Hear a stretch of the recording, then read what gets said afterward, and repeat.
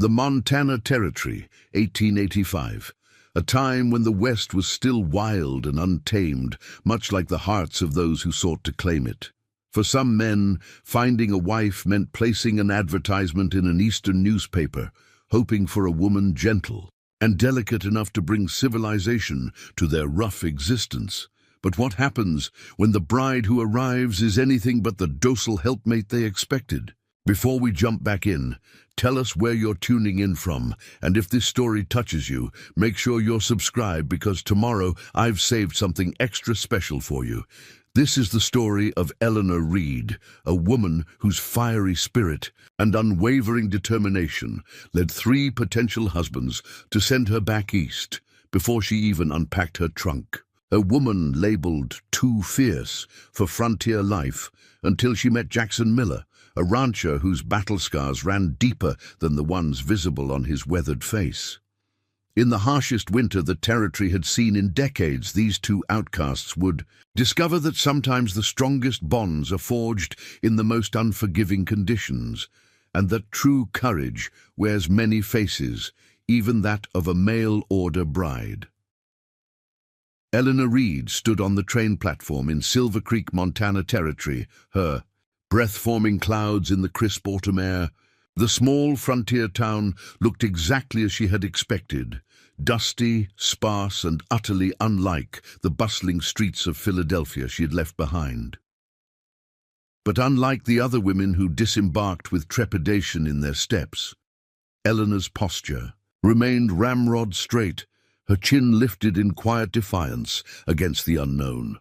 At 26, Eleanor was considered firmly on the shelf back east, too outspoken, too educated, too unwilling to simper and pretend fascination with men's opinions when she had plenty of her own.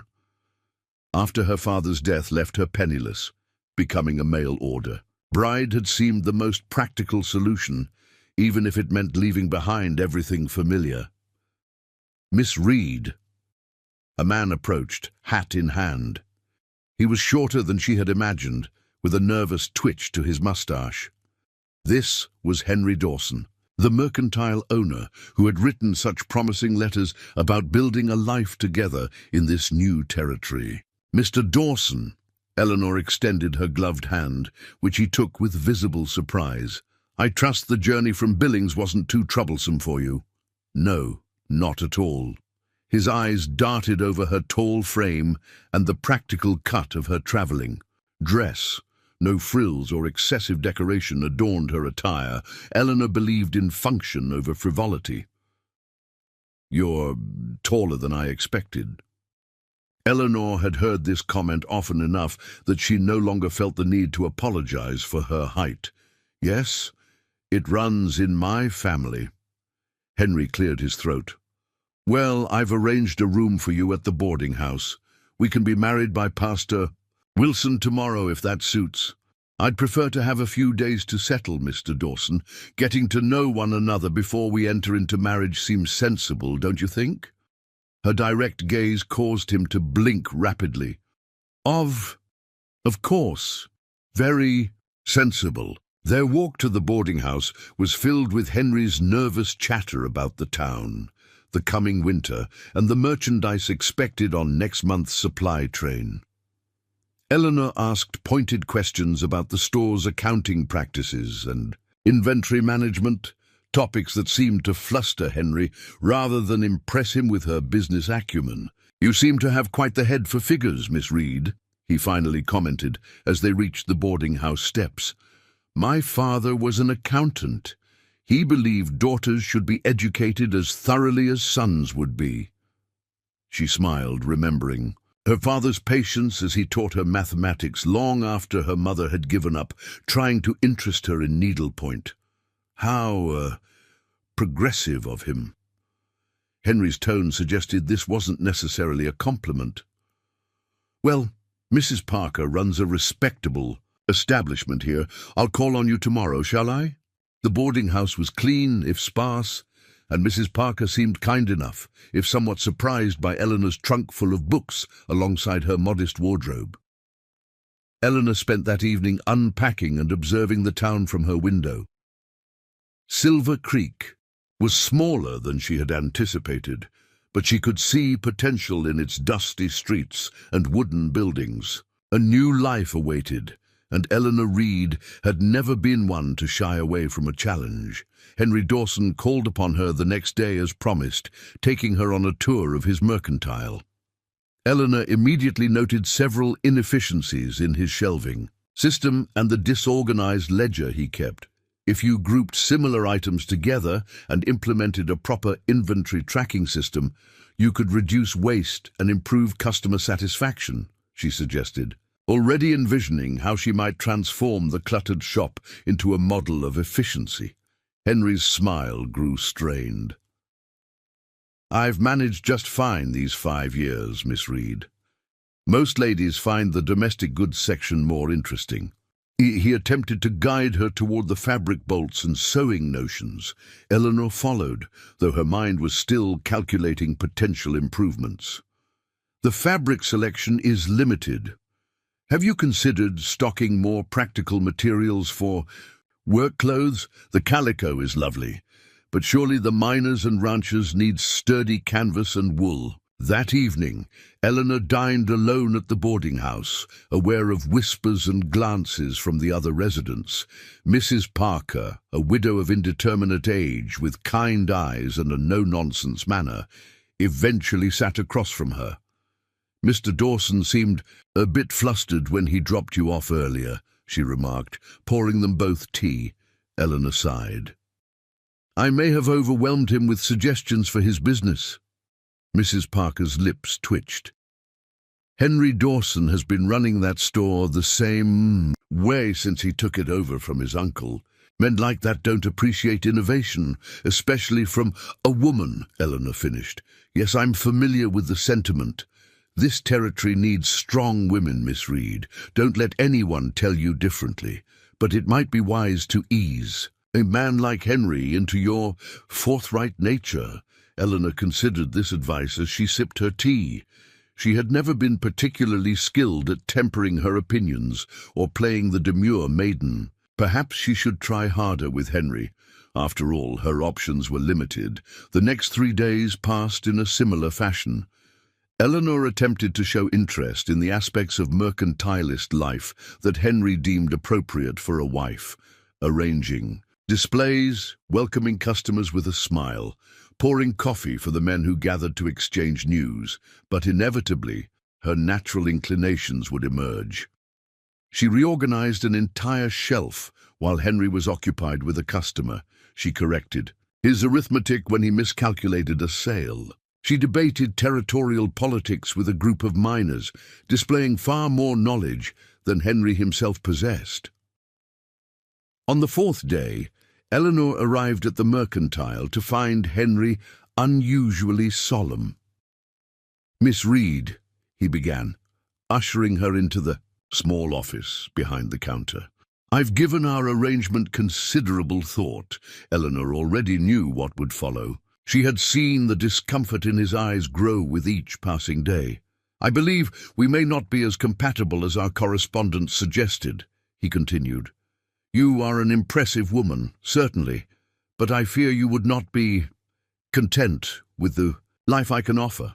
"You mean I am not the biddable wife you envisioned?"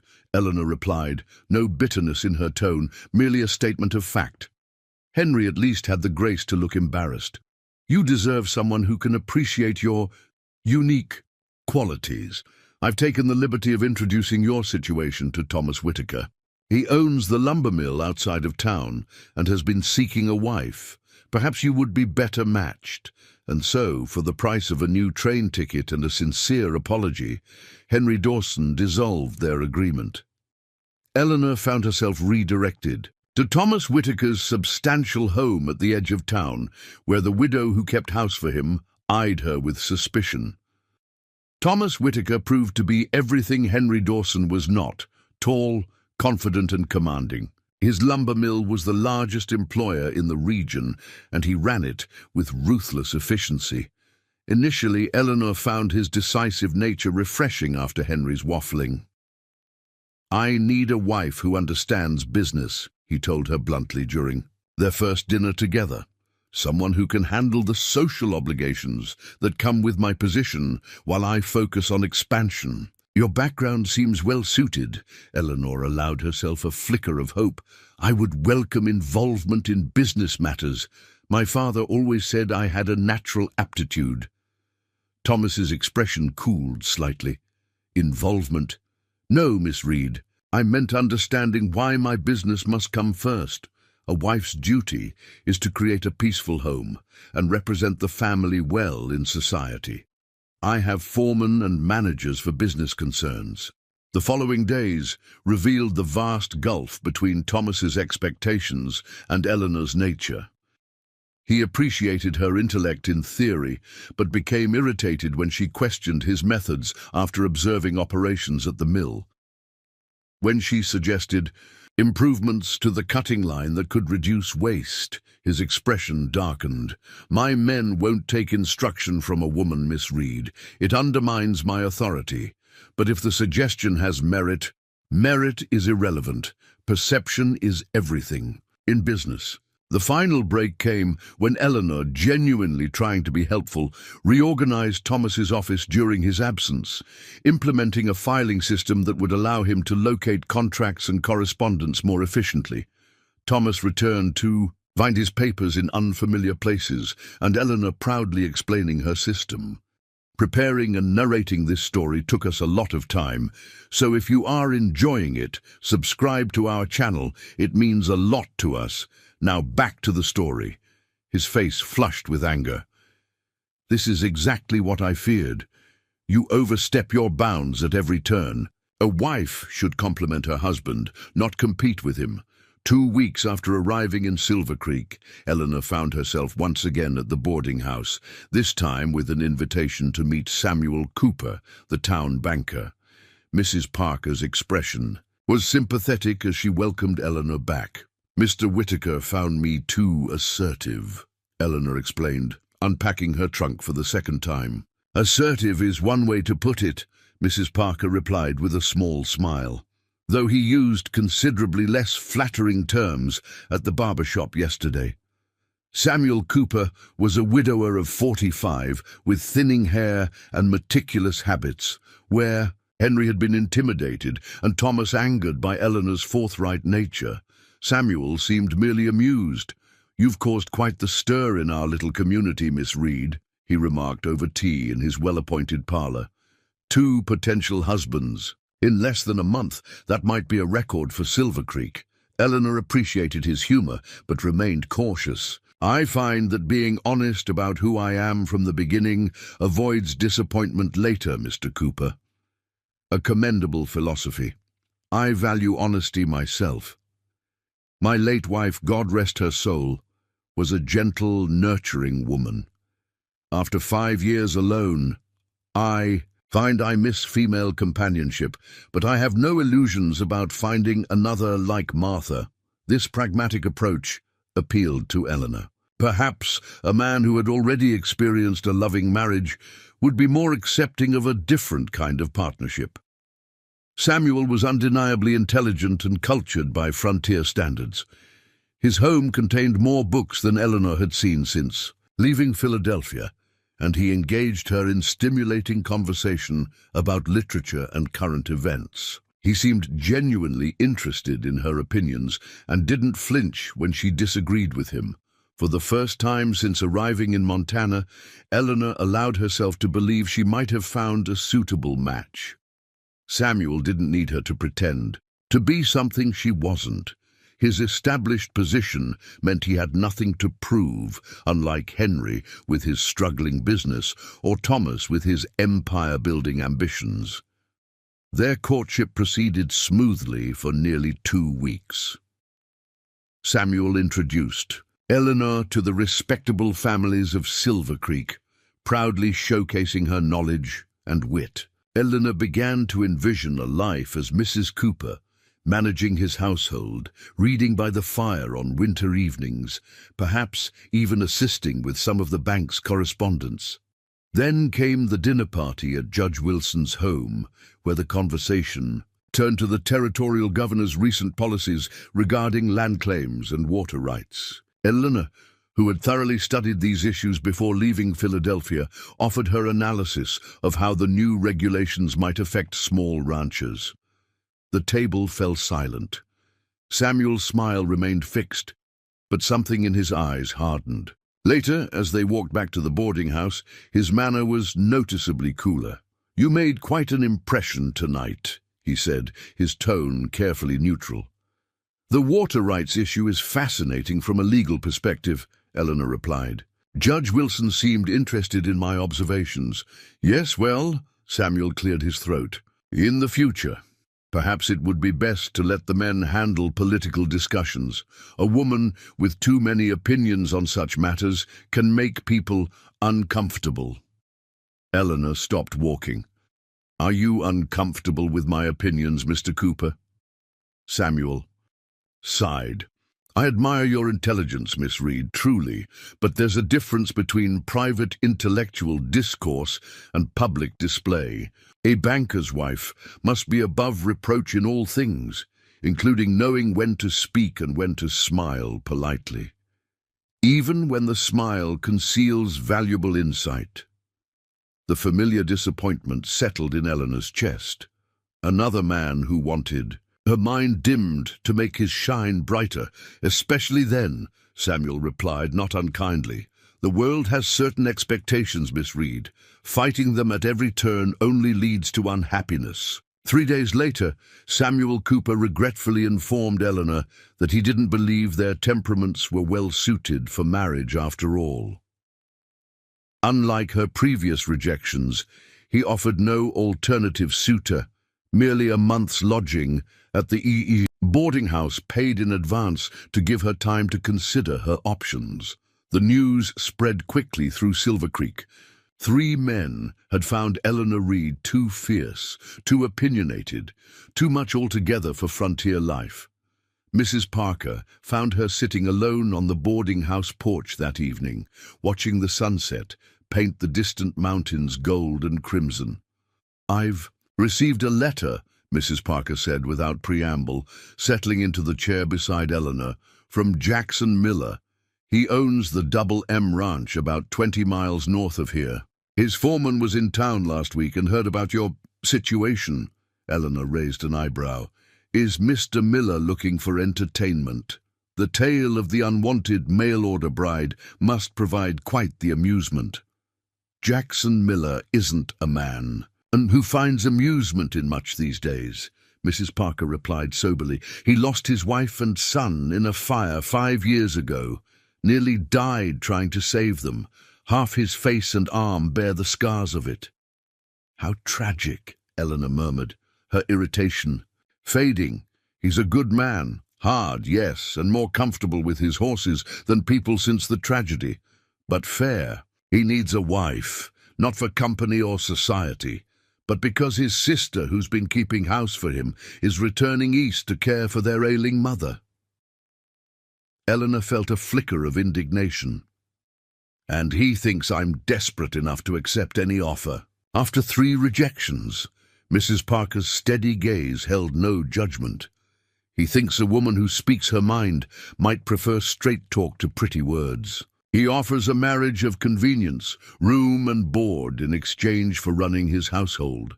No false expectations on either side."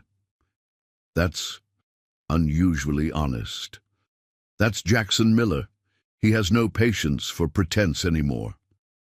Mrs. Parker handed her the letter. "Read it yourself. He'll send a wagon at the end of the week if you're interested. If not, no hard feelings." Later that night, Eleanor read the brief, blunt letter by lamplight. The handwriting was strong but uneven, as if written by someone unused to correspondence or perhaps hampered by injury. There were no flowery promises or romantic overtures, just straightforward terms and a simple statement. "I don't care about your past or what the town thinks. I need someone who can handle themselves and isn't afraid of hard work or hard truths." As the first snowflakes of an early winter began to fall outside her window, Eleanor Reed considered her dwindling options.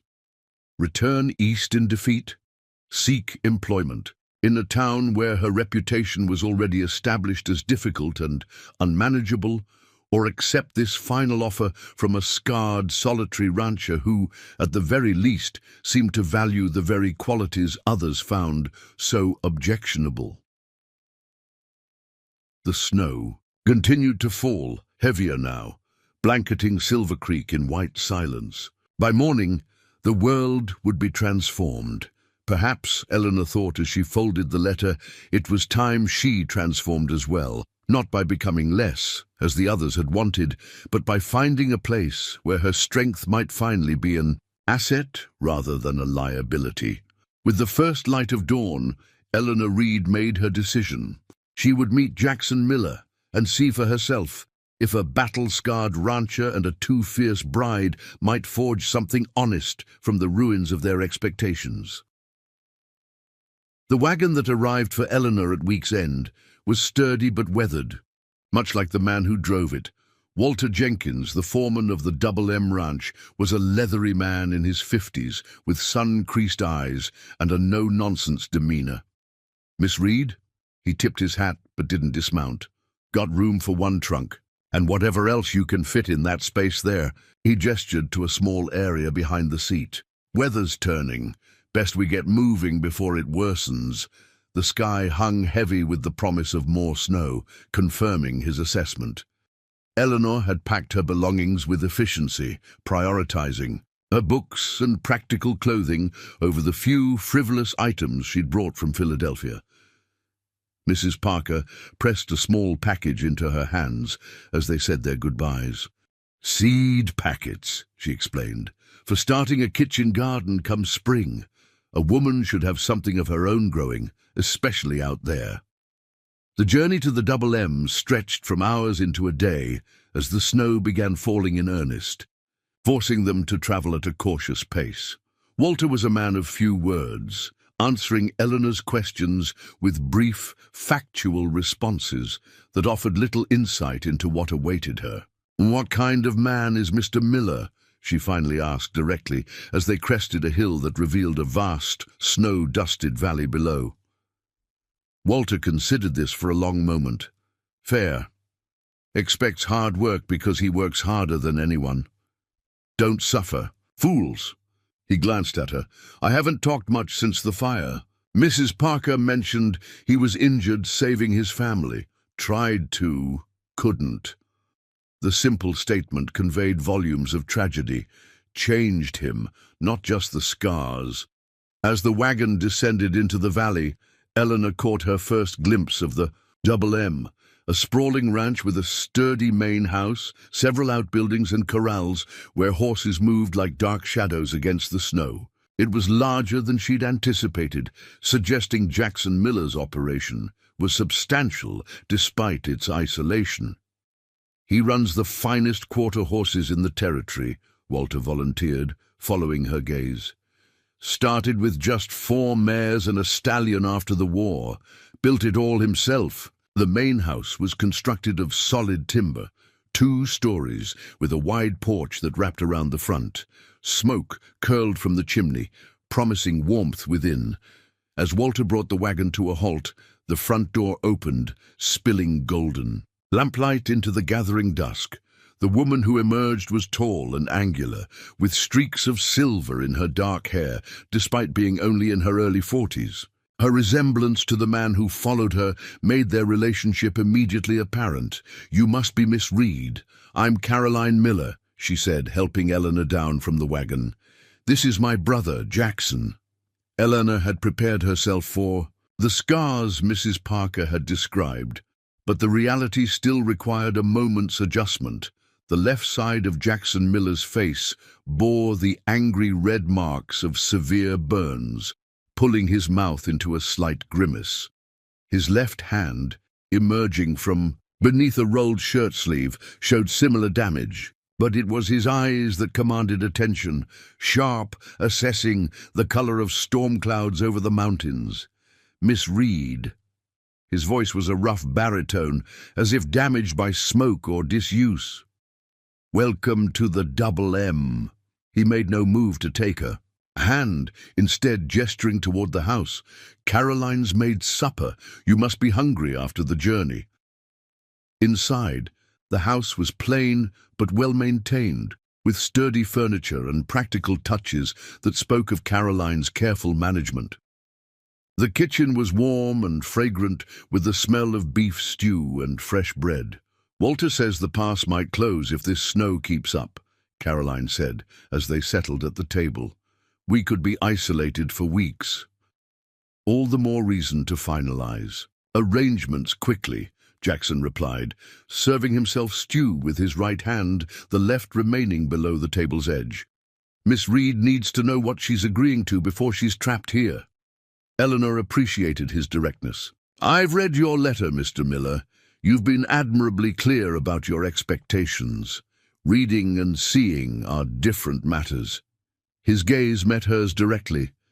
"This isn't a place for someone who needs society or soft living. Winters are harsh. Spring brings mud deep enough to swallow a man. Summer's short and demanding. Fall is preparation for doing it all again." "I'm not afraid of hard work or isolation, Mr. Miller." Something flickered in his expression, not quite approval, but acknowledgement. "Why did the others send you back?" The blunt question might have offended Eleanor weeks ago. Now she found his forthrightness refreshing. "I spoke my mind too readily, made suggestions about their businesses, discussed politics at a dinner party, failed to conform to their expectations of a proper wife." Jackson nodded, as if this confirmed something. "And what are your expectations, Miss Reed? Every bargain has two sides," Eleanor considered carefully. "Respect, not flattery or false courtesy, but basic respect for my intelligence and capability. I don't require affection, but I won't be treated as property or an ornament. Fair terms." Jackson set down his spoon. "Here's what I offer. A marriage in name, with separate sleeping quarters. You'll manage the household, which includes cooking, cleaning, mending, and keeping accounts. During busy seasons, everyone works where needed. Garden, barn, even with the horses if you've the skill for it. You'll have a monthly allowance for personal needs, use of the library such as it is, and my name for whatever protection that provides." Caroline watched this exchange with an unreadable expression. "Jackson," she interjected gently, "perhaps Miss Reed would like time to rest before making decisions." "There's a storm coming, and you're leaving in 3 days," he replied, not unkindly. "Time is a luxury we don't have." That night, in the neat guest room Caroline had prepared, Eleanor sat by the window watching snow accumulate in the ranch yard. The honesty of Jackson Miller's proposal resonated with her practical nature. No false promises or romantic illusions, just straightforward terms for a partnership of convenience. After the disappointments in Silver Creek, such clarity was almost a relief, yet questions lingered. What kind of life would she build in this remote place, with a man so marked by tragedy? Could two people wounded in different ways, she by society's constraints, he by devastating loss, forge something worthwhile from necessity? Morning brought heavier snowfall, and the realization that decisions couldn't be postponed. Over breakfast, Eleanor announced her acceptance of Jackson's terms. If he felt either satisfaction or misgiving, his scarred features revealed nothing. "Pastor Williams can't reach us in this weather," he said. "We'll need to formalize things once the road's clear. In the meantime, Caroline will show you the household operations." The next 2 days passed in a flurry of activity as Caroline transferred her knowledge of running the Double M household. Eleanor discovered the ranch was nearly self-sufficient by necessity. They smoked their own meat, made soap from rendered fat and lye, preserved fruits and vegetables from a substantial garden, and maintained an efficient system for everything from laundry to bookkeeping. Jackson modernized where he could, Caroline explained, showing Eleanor the pump that brought water directly into the kitchen sink. He's practical above all else. Eleanor rarely saw Jackson during daylight hours. Despite the snow, ranch operations continued. Horses needed tending, repairs couldn't wait for fair weather, and the small crew of hands who lived in the bunkhouse required management. He returned each evening covered in snow, ate quickly, and retreated to his study, where Eleanor sometimes heard him moving about late into the night. On Caroline's final evening, as the women sat mending by the fire, Eleanor finally asked the question that had been forming since her arrival. "He seems to live only for work. Is there nothing else that brings him joy?" Caroline's hands still. Before the fire, Jackson was different, laughed easily, sang to his son at bedtime. Elizabeth, his wife, could calm him with just a word when his temper flared. She resumed her stitching. Now the horses come closest, especially that black stallion Tempest. Saving that animal from a mountain lion attack was the first time I saw a spark of the old Jackson after the tragedy. How did he come to think of taking another wife after such a loss? He didn't. It was my idea. Caroline tied off her thread.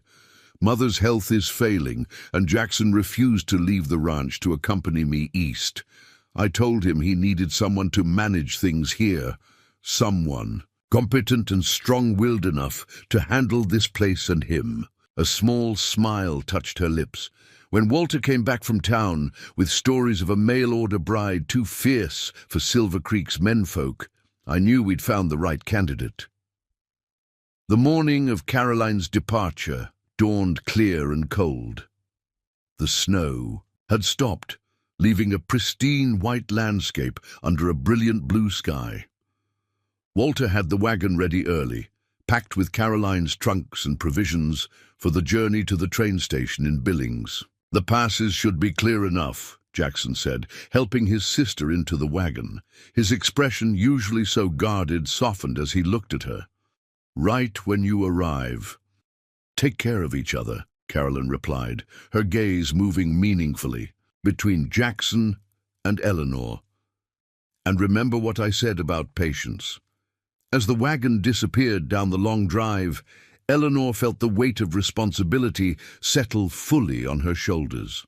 She was now effectively mistress of the Double M, married, or not, with a household to run and a wounded man's trust to justify. "I've worked in the North Pasture," Jackson said, already turning toward the barn. "Supper at 6. Left alone, Eleanor spent the day familiarizing herself with the house, the pantry with its carefully preserved stores, the linen closet stacked with Caroline's meticulous handiwork, the small library containing an eclectic collection of books that revealed more about Jackson Miller than he perhaps realized. Practical volumes on horse breeding and ranch management sat alongside poetry collections and well-worn copies of Shakespeare and Dickens. By late afternoon, Eleanor had prepared a hearty stew and bread for the evening meal. As she worked, she contemplated the strange turn her life had taken.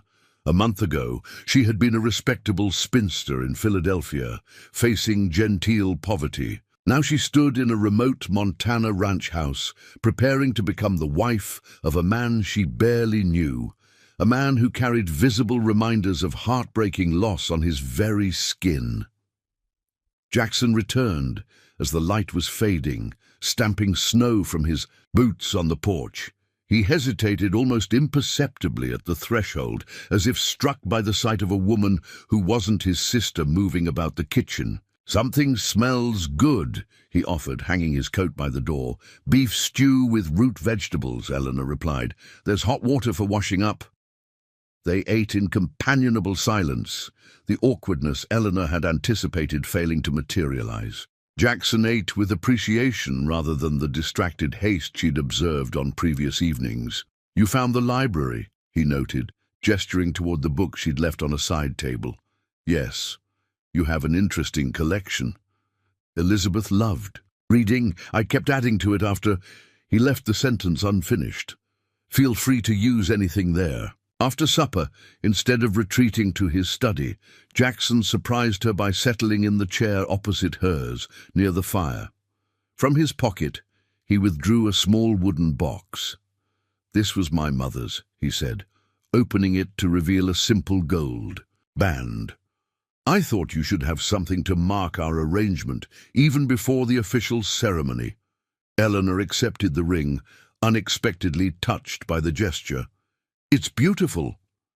"It's practical," he corrected, though something in his tone suggested he was pleased by her response. "People respect a wedding band. Makes things simpler." As she slipped the ring onto her finger, Eleanor realized this was perhaps the most honest beginning to a marriage she could have hoped for. No false promises or romantic delusions, just two people facing reality together. "I should warn you," she said, meeting his gaze directly. "I'm still the same woman who was too outspoken for Silver Creek. That won't change even here." For the first time, Eleanor saw what might have been the ghost of a smile touch the undamaged corner of his mouth. "Miss Reed, Eleanor, if I wanted a meek woman, I'd have sent for one. The double M doesn't need to be gentle. It needs to be fierce." The fire crackled between them, casting warm light on two faces marked in different ways by life's hardships. Outside, the vast Montana night wrapped around the ranch house, stars emerging one by one above the snow-covered valley. Despite the cold beyond the windows, Eleanor felt something unexpected begin to thaw within her. Not hope exactly, not yet, but perhaps the possibility of it.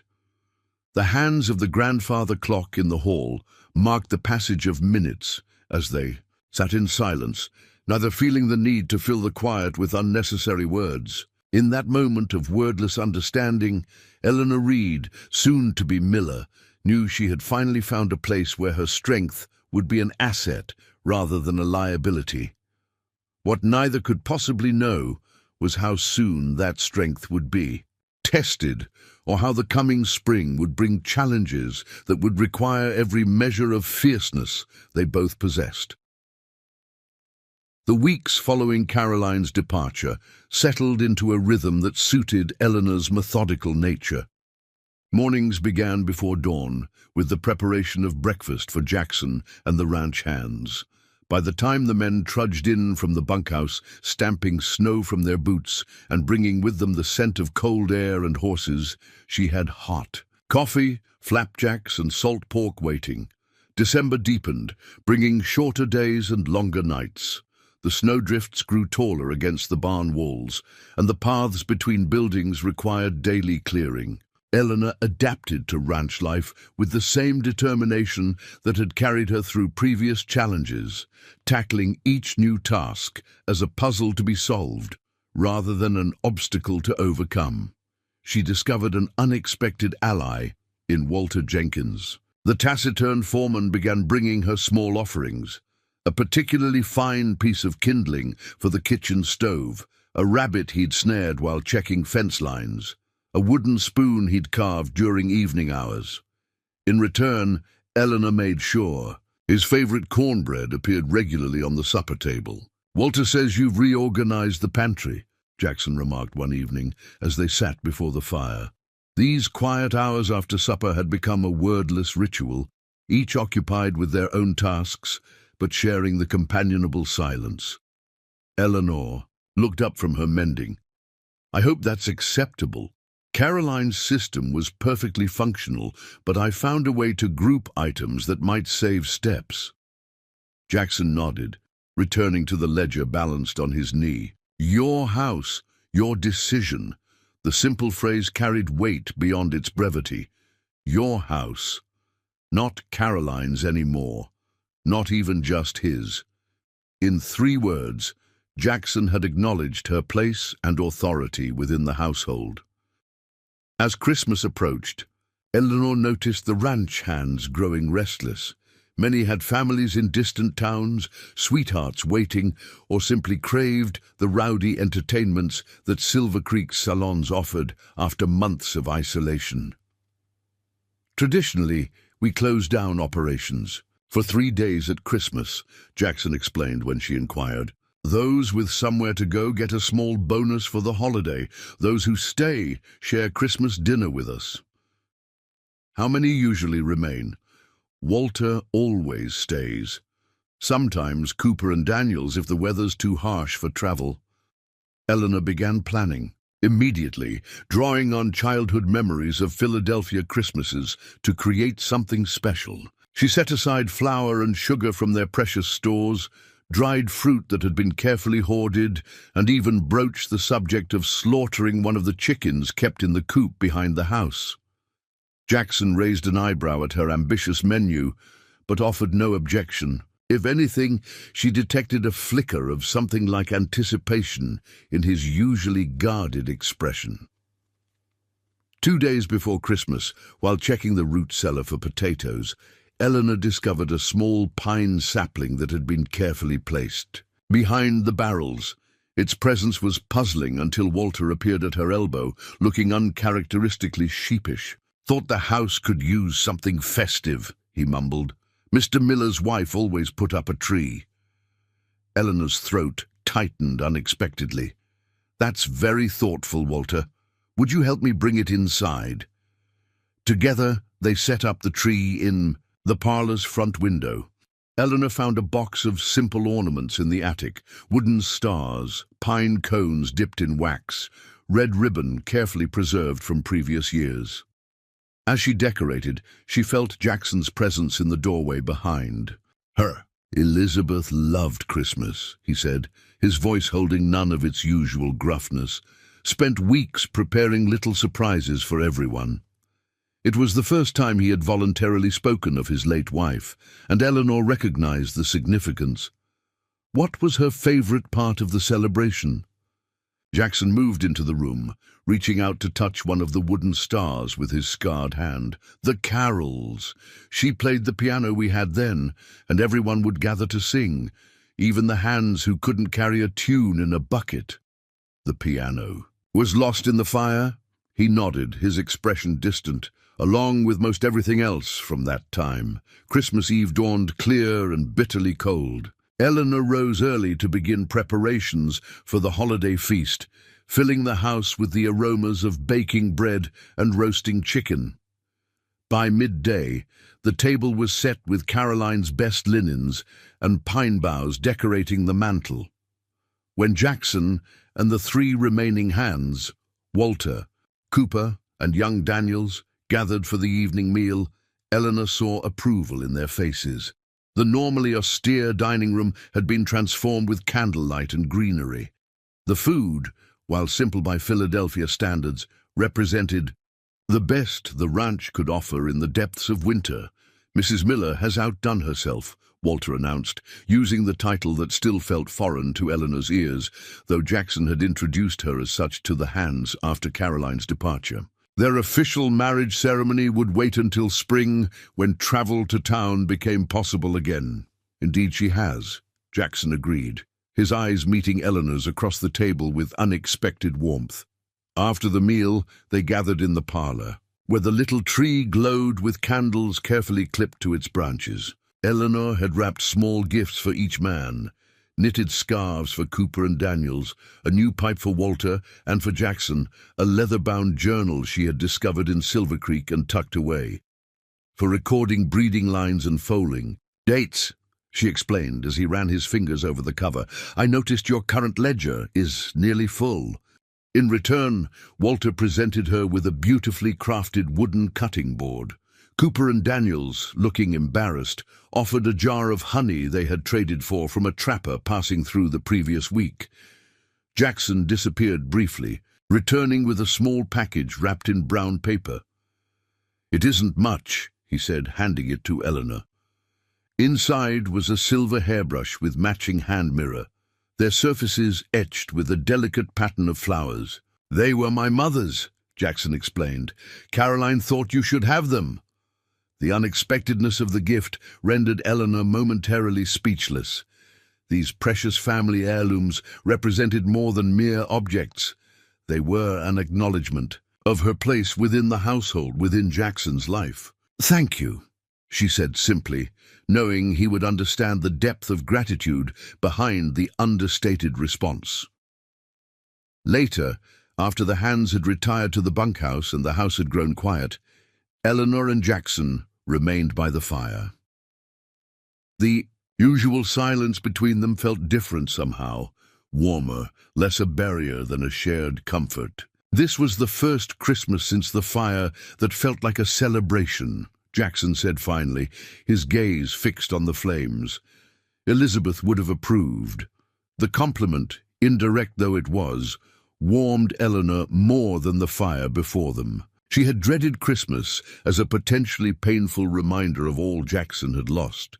Instead, it had become a tentative bridge between past and present. January brought blizzards that confined everyone to their respective quarters for days at a time. Eleanor used the enforced isolation to tackle long-neglected mending, take inventory of their supplies, and read her way through Jackson's library. To her surprise, he began joining her more frequently in the evenings, sometimes bringing ranch accounts to review, other times simply sitting with a book of his own. It was during one such evening that Eleanor first noticed Jackson massaging. His scarred left hand, his face tightening with pain, he clearly thought concealed. "The cold makes it worse," he acknowledged when she inquired. "The skin doesn't stretch properly over the joints." Eleanor remembered an ointment her father had used for his rheumatism. "May I try something that might help?" Jackson hesitated, then extended his damaged hand across the space between them, a gesture that required more courage than facing a charging bull, Eleanor suspected. The scarred tissue felt tight and unyielding beneath her fingers as she worked, the salve gently into his skin. Jackson remained utterly still, his breathing shallow. Eleanor realized this might be the first time since his injury that anyone had touched his scars deliberately, with care rather than clinical assessment or barely concealed revulsion. "The fire took more than skin," he said unexpectedly, his voice low. "Full use of these fingers, certain expressions.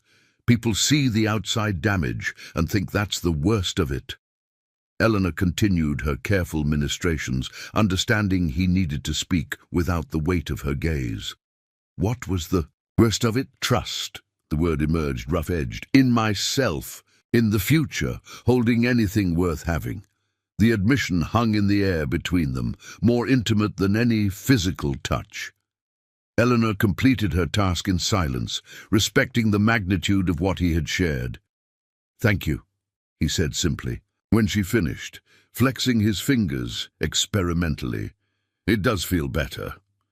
That night marked a subtle shift in their relationship. The careful distance Jackson had maintained began to dissolve, revealing glimpses of the man who existed beneath the scars and stoicism. February brought thaws and freezes in unpredictable cycles, making ranch work treacherous. The men returned, each evening exhausted, sometimes injured from falls on ice or kicks from nervous horses. Eleanor expanded her duties to include tending these injuries, applying poultices and bandages with the same efficiency she brought to household management. It was during one of these bitter cold spells that disaster struck. Jackson and Walter had ridden out at dawn to check on a group of pregnant mares isolated in a sheltered valley 2 miles from the main ranch.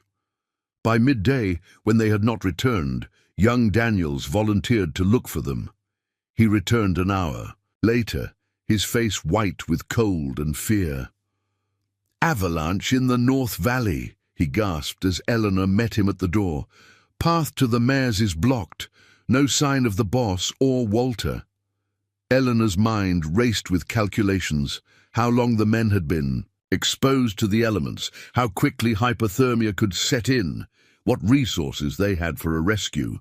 "Get Cooper and the others," she instructed Daniels. "Bring ropes, shovels, and the medical supplies from the pantry cabinet. I'll prepare hot bricks and blankets." "Mrs. Miller," Daniels hesitated, "the route through Devil's Canyon is still open, but it's dangerous in these conditions. The men think we should wait for better weather before attempting. Mr. Miller and Walter could freeze to death while we wait." Eleanor cut him off. "We leave in 20 minutes. The young ranch hand blinked at her tone, but nodded quickly. "Yes, ma'am."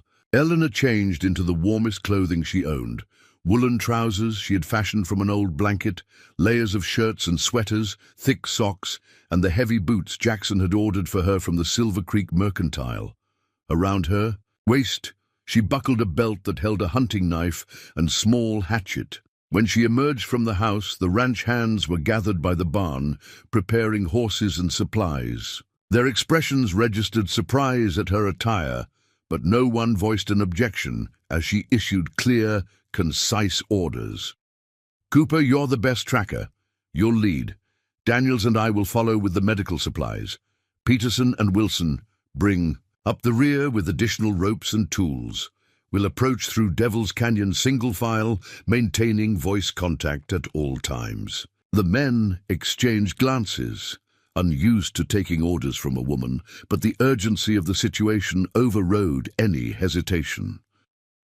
Devil's Canyon earned its name honestly, a narrow passage between sheer rock faces, treacherous in the best conditions. Potentially lethal now, with ice glazing its surfaces and snow threatening to slide from overhanging ledges. Eleanor focused on guiding her horse carefully, ignoring the gnawing fear that threatened to overwhelm her practical nature. The journey that normally took 40 minutes stretched to nearly 2 hours of careful navigation. When they finally emerged from the canyon, the North Valley spread before them, or rather what remained of it. A massive wall of snow and debris had swept down the mountainside, obliterating the trail and part of the sheltered meadow where the mares had been kept. "Spread out," Eleanor called. "Look for any sign, tracks, disturbed snow, color that doesn't belong." The men fanned across the area, calling for Jackson and Walter. Eleanor scanned the terrain systematically, forcing herself to think like Jackson would in this situation. The mares had been kept in a natural enclosure formed by a stand of pines and a rock outcropping. If the men had reached them before the avalanche— "There!" she shouted, pointing toward a dark shape protruding from the snow near the tree line. "Cooper, bring the ropes!" As they approached, the shape resolved into the hindquarters of a horse, partially buried.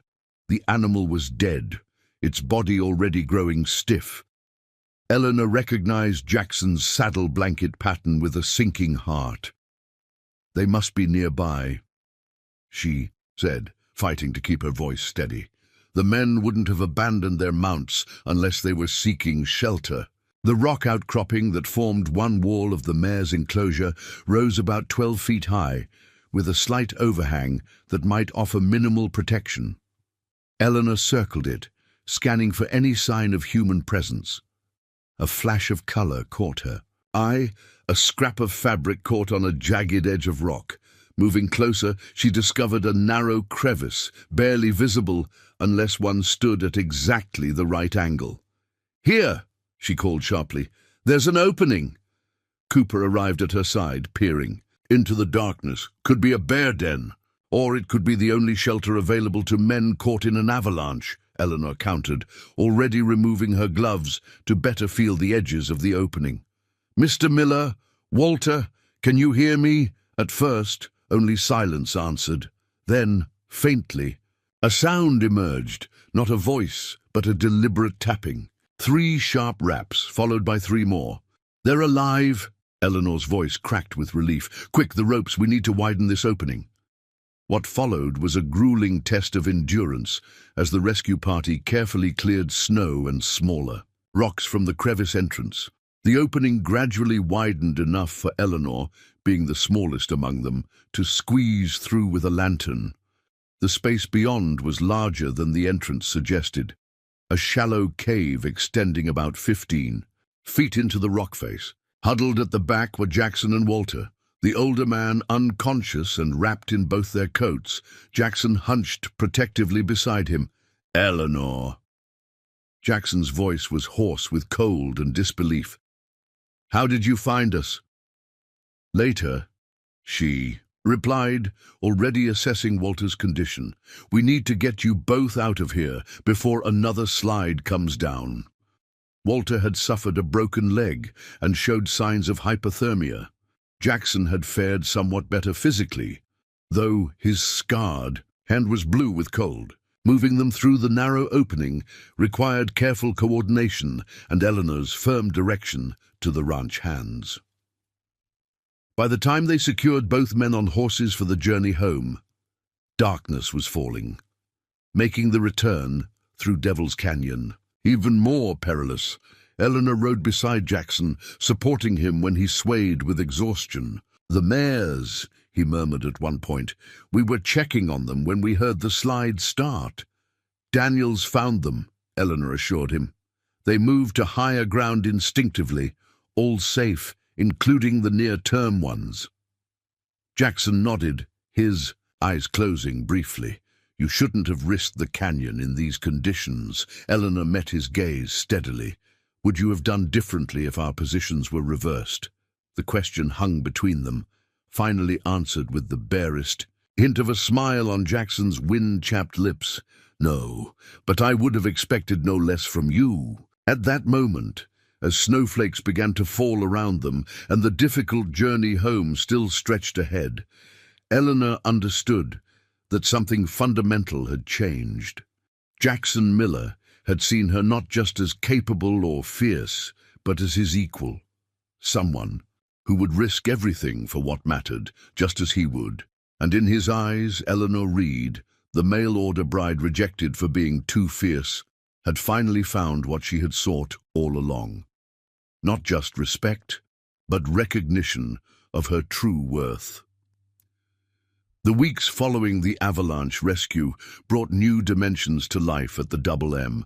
Walter's recovery confined him to a bed in the main house, where Eleanor tended his broken leg and gradually nursed him back to health. Jackson, though physically less injured, fought a persistent cough that had developed after hours in the frigid cave.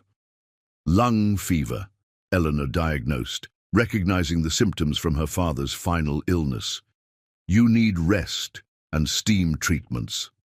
Jackson predictably resisted.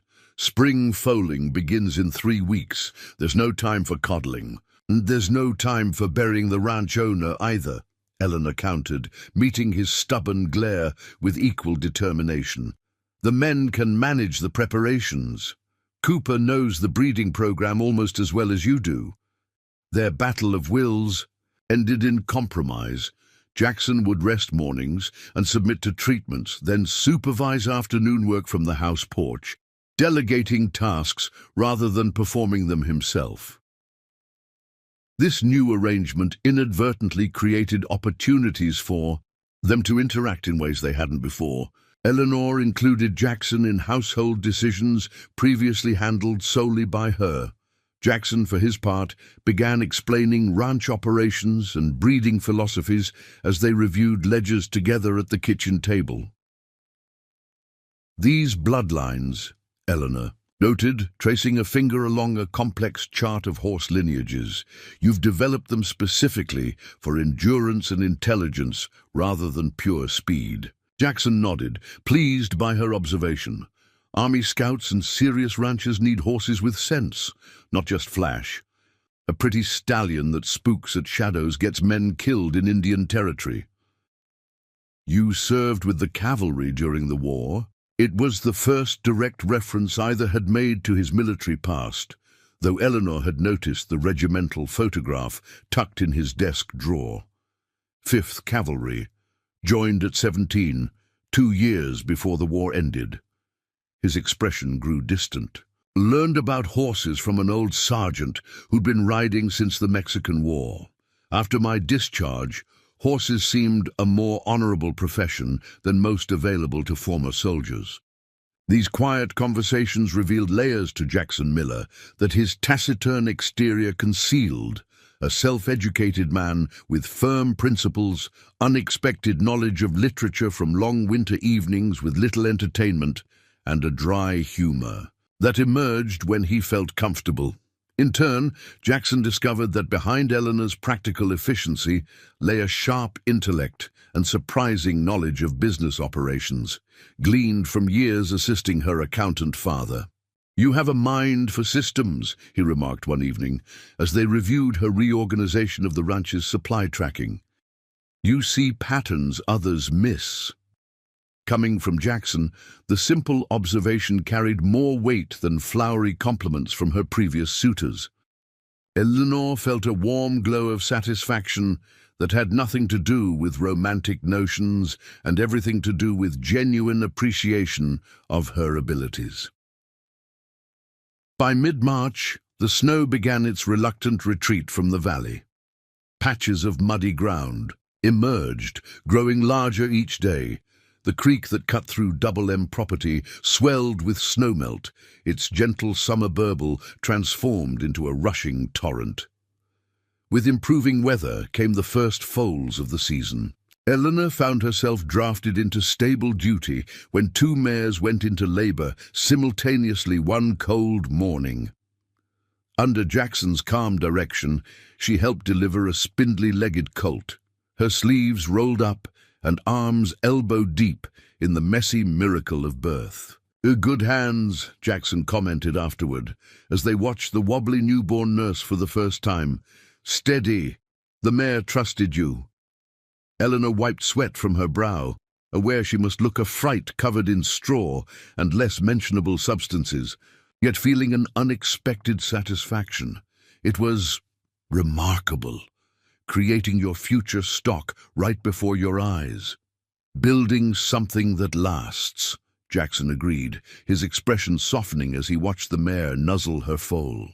"That's what this place is about." As March yielded to April, the pace of ranch life accelerated. Fields needed preparation for spring planting. Cattle returned from winter grazing lands for counting and branding. The last foals arrived, completing the season's new crop of potential champions. Through it all, Eleanor and Jackson worked in increasingly seamless partnership. She took over the ranch accounts entirely, freeing him to focus on training and breeding decisions. When spring cleaning required moving heavy furniture, he appeared without being asked to help shift the massive oak armoire. They developed an unspoken language of nods and glances that communicated more efficiently than words. The planned trip to Silver Creek for their official marriage ceremony kept being postponed, first by Walter's recovery needs, then by foaling season, then by the creek flooding the main road. Neither seemed particularly concerned by the delay. "The hands already call you Mrs. Miller," Jackson pointed out when Eleanor mentioned the matter. "The paperwork is a formality." Yet beneath the practical exterior of their arrangement, subtle changes emerged. Jackson began bringing Eleanor wildflowers he found while checking fence lines. Eleanor took particular care with the coffee cake she knew he favored.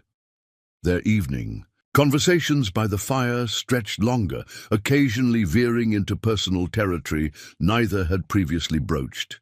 "Did you leave someone behind in Philadelphia?" Jackson asked one such evening. "A suitor your father might have approved of before his passing?" Eleanor considered the question, surprised by his interest in her past. "There was a mathematics professor at the university who expressed interest. My father thought highly of him. But you didn't. He wanted a wife who would enhance his social standing while requiring little genuine interaction.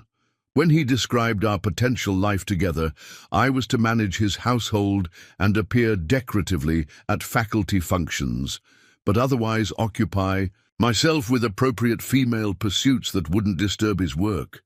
Jackson's mouth quirked in what Eleanor had come to recognize as his version of a smile. "He clearly hadn't taken your measure." "Few men do," she replied simply, "until they find themselves unsettled by it." The unspoken question lingered between them. Had he taken her measure correctly? Did her fierce independence unsettle him as it had the others? But Jackson merely nodded as if confirming something to himself and turned the conversation to the next day's tasks. In late April, a letter arrived from Caroline, carried by a passing freight wagon. Along with news of her mother's improved health came a startling announcement. Caroline had reconnected with a childhood sweetheart and planned to marry in June. "She won't be returning to the Double M," Jackson said after reading the letter, his tone neutral, though Eleanor detected a hint of concern in his expression. "This changes matters."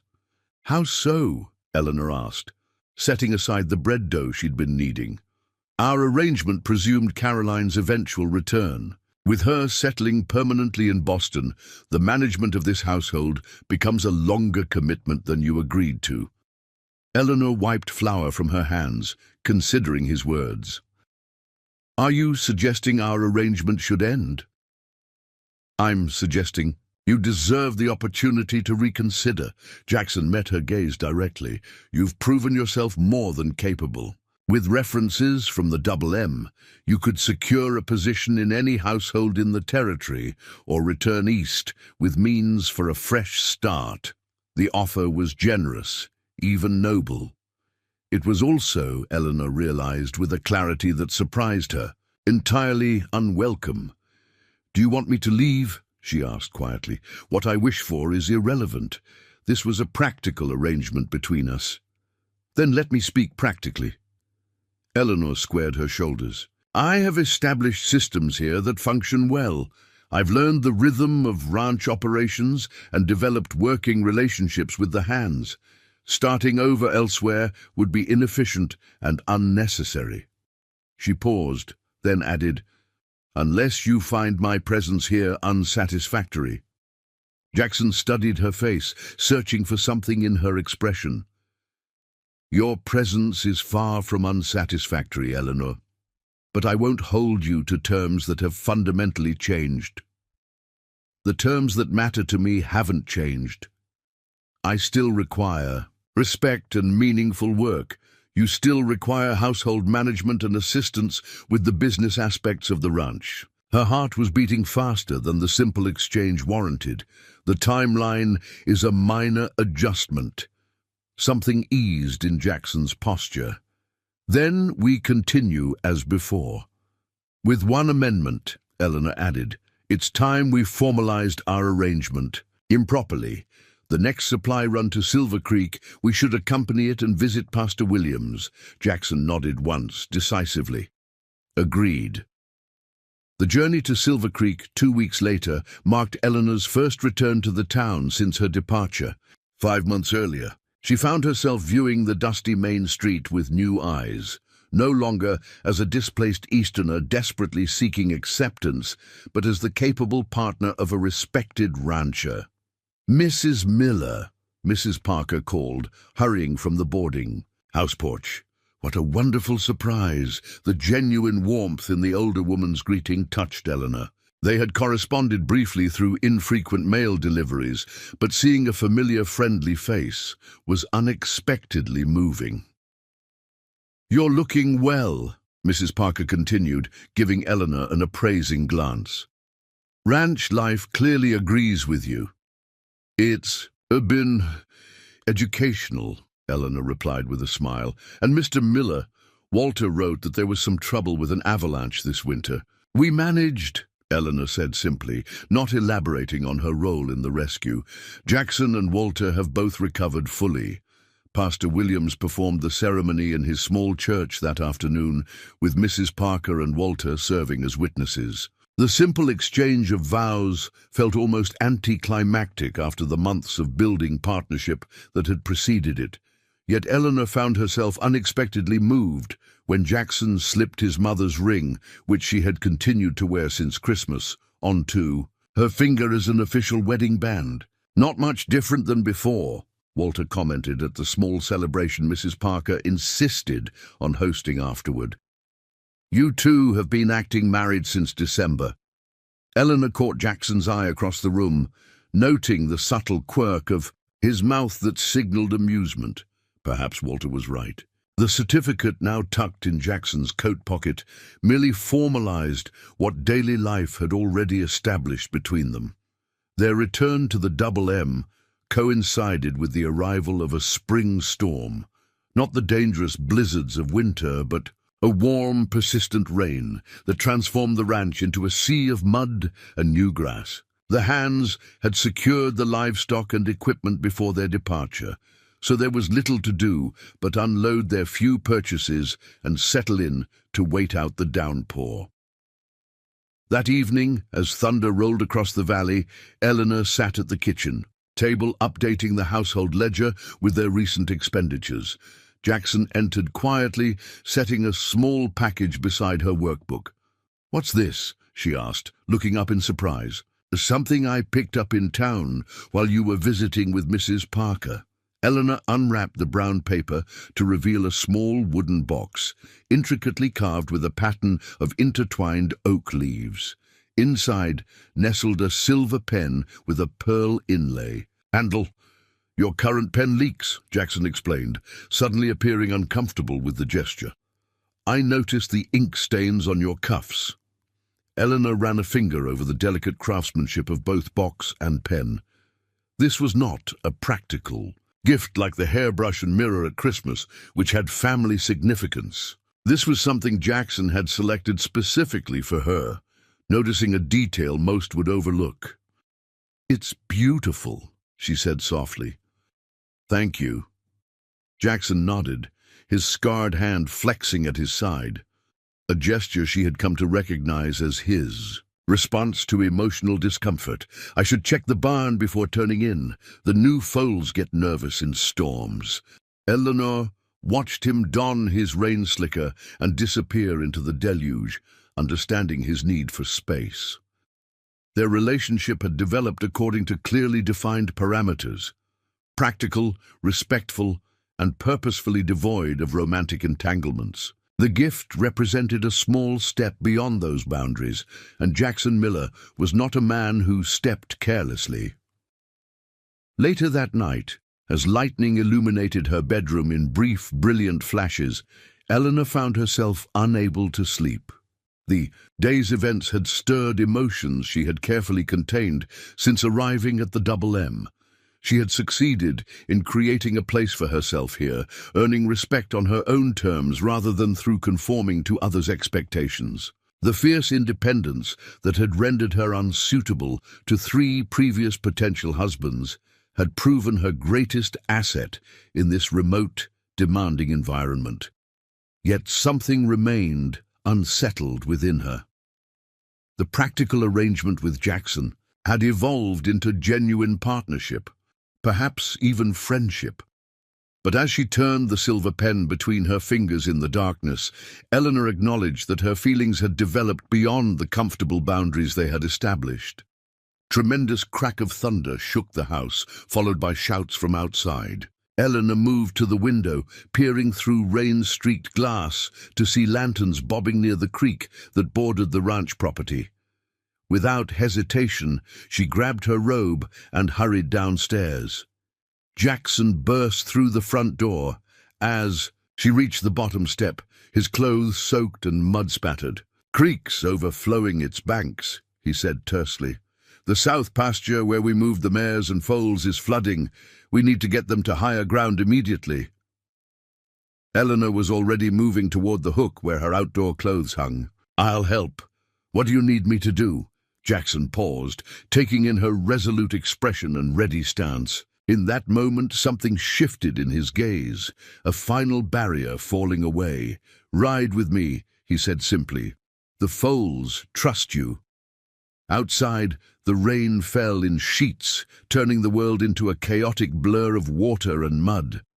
The creek had indeed breached its banks, sending a surge of muddy water across the lower pasture land, where the most valuable breeding stock had been placed to enjoy spring grass. Several hands were already working to guide the frightened animals toward the sloping ground that led to the main barn area.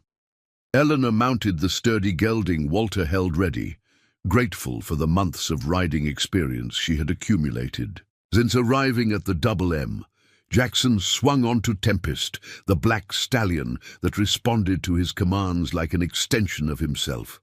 "Stay close," he instructed as they urged their horses toward the flooded pasture. The water's running, fast enough to sweep a horse off its feet in the lowest areas. What followed was a chaotic blur of driving rain, panicked horses, and desperate coordination. Eleanor focused on keeping a group of mares with young foals together, positioning her mount strategically to block their attempts to scatter. Jackson worked with Tempest to guide the entire herd toward the gate that would lead them to safety. The work required every ounce of concentration and riding skill Eleanor possessed. The frightened animals resisted direction, the foals struggled to keep pace in the deepening mud, and the roar of water and rain made verbal communication nearly impossible. Yet somehow, she and Jackson functioned as a seamless unit, anticipating each other's movements and compensating for the challenges the other faced. A flash of lightning revealed a mare and foal separated from the group, dangerously close to the rushing creek waters. Without hesitation, Eleanor guided her gelding toward them, calculating the safest approach through the flooded terrain. "Eleanor, wait!" Jackson's shout barely carried through the storm. But Eleanor had already committed to her course. She urged. Her mount threw water that reached above its knees, keeping a careful eye on the footing beneath. The mare watched her approach warily, positioning herself protectively before her foal. "Easy," Eleanor called, her voice gentling despite the storm's chaos. "Easy, girl. We're going to help you." Using techniques she had learned watching Jackson with fractious horses, Eleanor gradually earned the mare's guarded trust, eventually positioning herself to guide both animals toward higher ground. The foal stumbled once, nearly going under in a deeper section, but regained its footing with a desperate surge of gangly legs. By the time they reached the gate where Jackson waited, Eleanor was shivering with cold and exertion, but triumphant. The entire valuable breeding herd had been saved from the flash flood, with no injuries beyond minor scrapes and exhaustion. In the relative shelter of the barn's wide doorway, Jackson dismounted and reached up to help Eleanor from her saddle. His hands lingered at her waist as her feet touched the ground, steadying her when her legs trembled with fatigue. "That was either the bravest or most foolhardy thing I've seen," he said, his voice rough with emotion that belied the critical words. "You could have been swept away." Eleanor pushed wet hair from her face, too exhausted for pretense. "I couldn't let them drown. Not after watching that foal born, knowing how much work went into breeding that bloodline." "To hell with the bloodline." Jackson's hands tightened on her arms. "If anything had happened to you." The unfinished sentence hung between them, charged with meanings neither had allowed themselves to express. Eleanor met his gaze steadily, despite the rain running down, her face and the violent trembling that had overtaken her body. "Nothing happened," she said softly. "We saved them together." Jackson's expression shifted, the careful control he maintained cracking to reveal something raw and powerful beneath. Without warning, he pulled her against him, one hand cradling the back of her head as his mouth found hers in a kiss that contained months of unspoken feelings. Respect transformed into admiration, partnership deepened into attachment, and something fiercer and more fundamental that neither had been willing to name. When they finally broke apart, both breathing heavily, Jackson rested his forehead against hers. "I never thought I'd find someone willing to fight as hard for this place as I do," he admitted, his voice barely audible above the storm. "Someone who sees its value beyond mere land and livestock." "A home worth defending," Eleanor murmured, understanding completely. "Worth building together."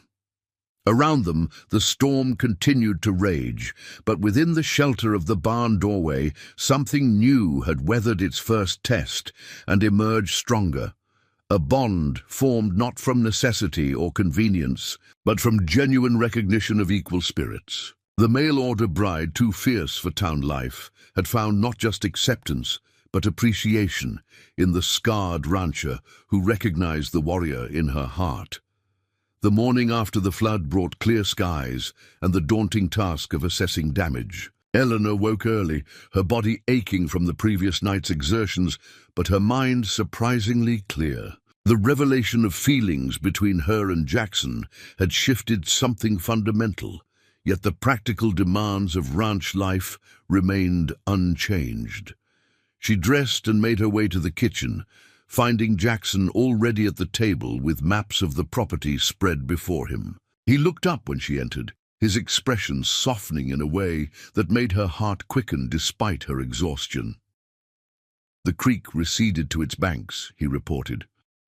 "Walter and Cooper rode out at first light to check the south pasture fencing." Eleanor nodded, moving to the stove to prepare coffee. "And the animals?" "No losses among the breeding stock. 2 older geldings from the working string are missing. The hands are looking for them now." Their conversation maintained its usual efficiency, but beneath the practical exchange lay a new awareness. When Eleanor placed a coffee cup before him, Jackson's fingers brushed hers deliberately.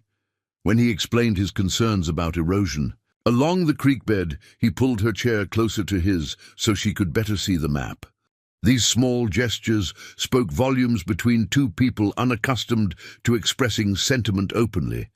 They had acknowledged something profound during the storm, but neither seemed eager to define it with words that might constrain what was still evolving between them.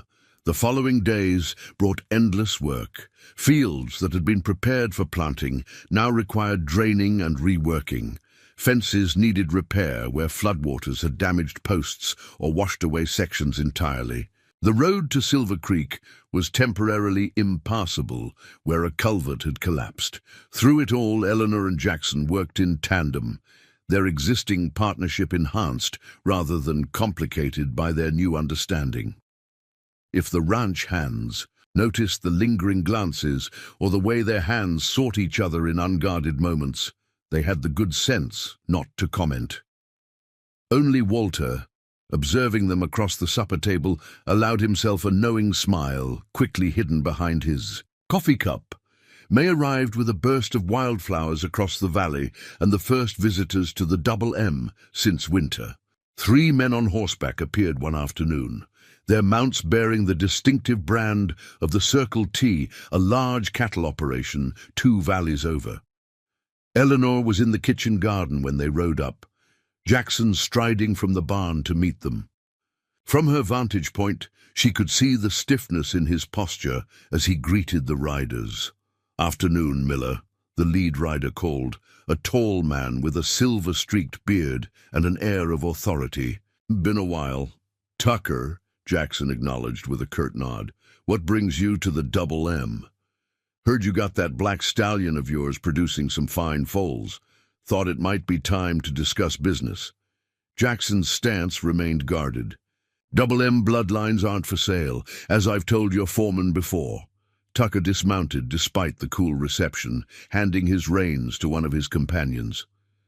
"Every man has his price, Miller, especially when winter floods damage his operation." His gaze traveled assessingly over the property, noting the repairs still in progress. Eleanor set aside her trowel and rose, brushing soil from her skirts as she approached the men. Jackson's eyes flickered to her, a silent warning in their depths. "Mr. Tucker, I presume."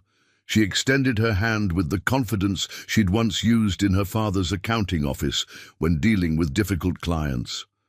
"Eleanor Miller, my husband and I welcome you to the Double M." Tucker's eyebrows rose in surprise as he automatically took her offered hand. "Miller, you old devil, no one mentioned you'd remarried." "Recent development," Jackson replied tersely. "Well, congratulations are in order then." Tucker's shrewd gaze shifted between them, recalculating his approach. "Perhaps we could discuss business over coffee. The ride from Circle T works up a thirst." Eleanor recognized the tactical retreat. "Of course, please come inside while your men water the horses." In the kitchen, she served coffee and the last of a berry pie while listening to Tucker's carefully casual inquiries about the ranch's operations. Though he addressed most questions to Jackson, his eyes frequently returned to Eleanor with speculative interest. "Your wife seems quite knowledgeable about your breeding program, Miller," he observed after Eleanor corrected a detail about foaling. "Dates, Mrs. Miller manages the business records, Jackson replied, the slightest emphasis on her name marking his territory in the subtle way of frontiersmen. Tucker leaned back in his chair, a new respect in his expression. Unusual arrangement. Efficient arrangement, Eleanor countered smoothly. Mr. Miller's expertise is better applied to training than bookkeeping. Smart woman, Tucker nodded appreciatively. Rare quality in these parts. The conversation eventually circled back to Tucker's original purpose, acquiring breeding rights to Tempest for his own mare stock. Eleanor watched the negotiation unfold with growing fascination. Tucker was clearly a skilled businessman, alternating flattery with veiled threats about the economic challenges facing small operations like the Double M. Jackson remained unmoved. The Double M is doing just fine, Tucker. Our reputation for quality speaks for itself. Quality doesn't matter if you can't get your stock to market, Tucker countered. The new railroad spur is going in on Circle T land. Anyone wanting to ship horses east will be paying me for the privilege. Eleanor saw Jackson's jaw tighten, a tell she had learned indicated suppressed anger. Before he could respond, she interjected, smoothly, how fortunate for the Circle T, though I understand the territorial governor has expressed concerns about monopolistic practices affecting smaller ranchers. She smiled pleasantly, reaching for the coffee pot. More coffee, Mr. Tucker. Tucker blinked, visibly recalibrating. You seem well informed about territorial politics, Mrs. Miller. I find it's important to understand factors that might impact our business, Eleanor replied. Just last month in Silver Creek, Judge Wilson mentioned the legislature is considering regulations to ensure fair access to transportation infrastructure. It was a calculated bluff based on fragments of conversation she had overheard months ago at Samuel Cooper's dinner party, but Tucker's expression confirmed she had struck a nerve. Politics has no place in business, he grumbled. On that we agree, Jackson said, the tension in his posture easing slightly as he followed Eleanor's lead. Which is why the Double M prefers straightforward transactions. We sell our stock directly to buyers who appreciate quality. No middleman required. The meeting ended with Tucker departing empty-handed, but clearly reassessing the Double M's vulnerability. As the riders disappeared down the valley, Jackson turned to Eleanor with newfound appreciation in his gaze. That bit about the territorial governor was inspired, he said. Tucker's been trying to pressure smaller operations out of business for years. Eleanor shrugged slightly. Men like that believe they can intimidate anyone who seems vulnerable. I simply suggested we aren't as isolated as he assumed. Jackson's scarred hand touched her cheek in a rare public gesture of affection. You continue to surprise me, Eleanor Miller. The encounter with Tucker marked a turning point in how Eleanor viewed her place at the Double M.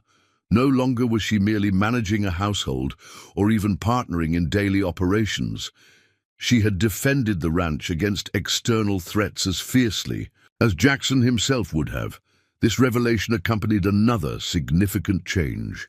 That night, after the house had grown quiet and the lamps were extinguished, Eleanor heard a soft knock at her bedroom door. Jackson stood in the hallway, uncertainty visible in his normally confident posture.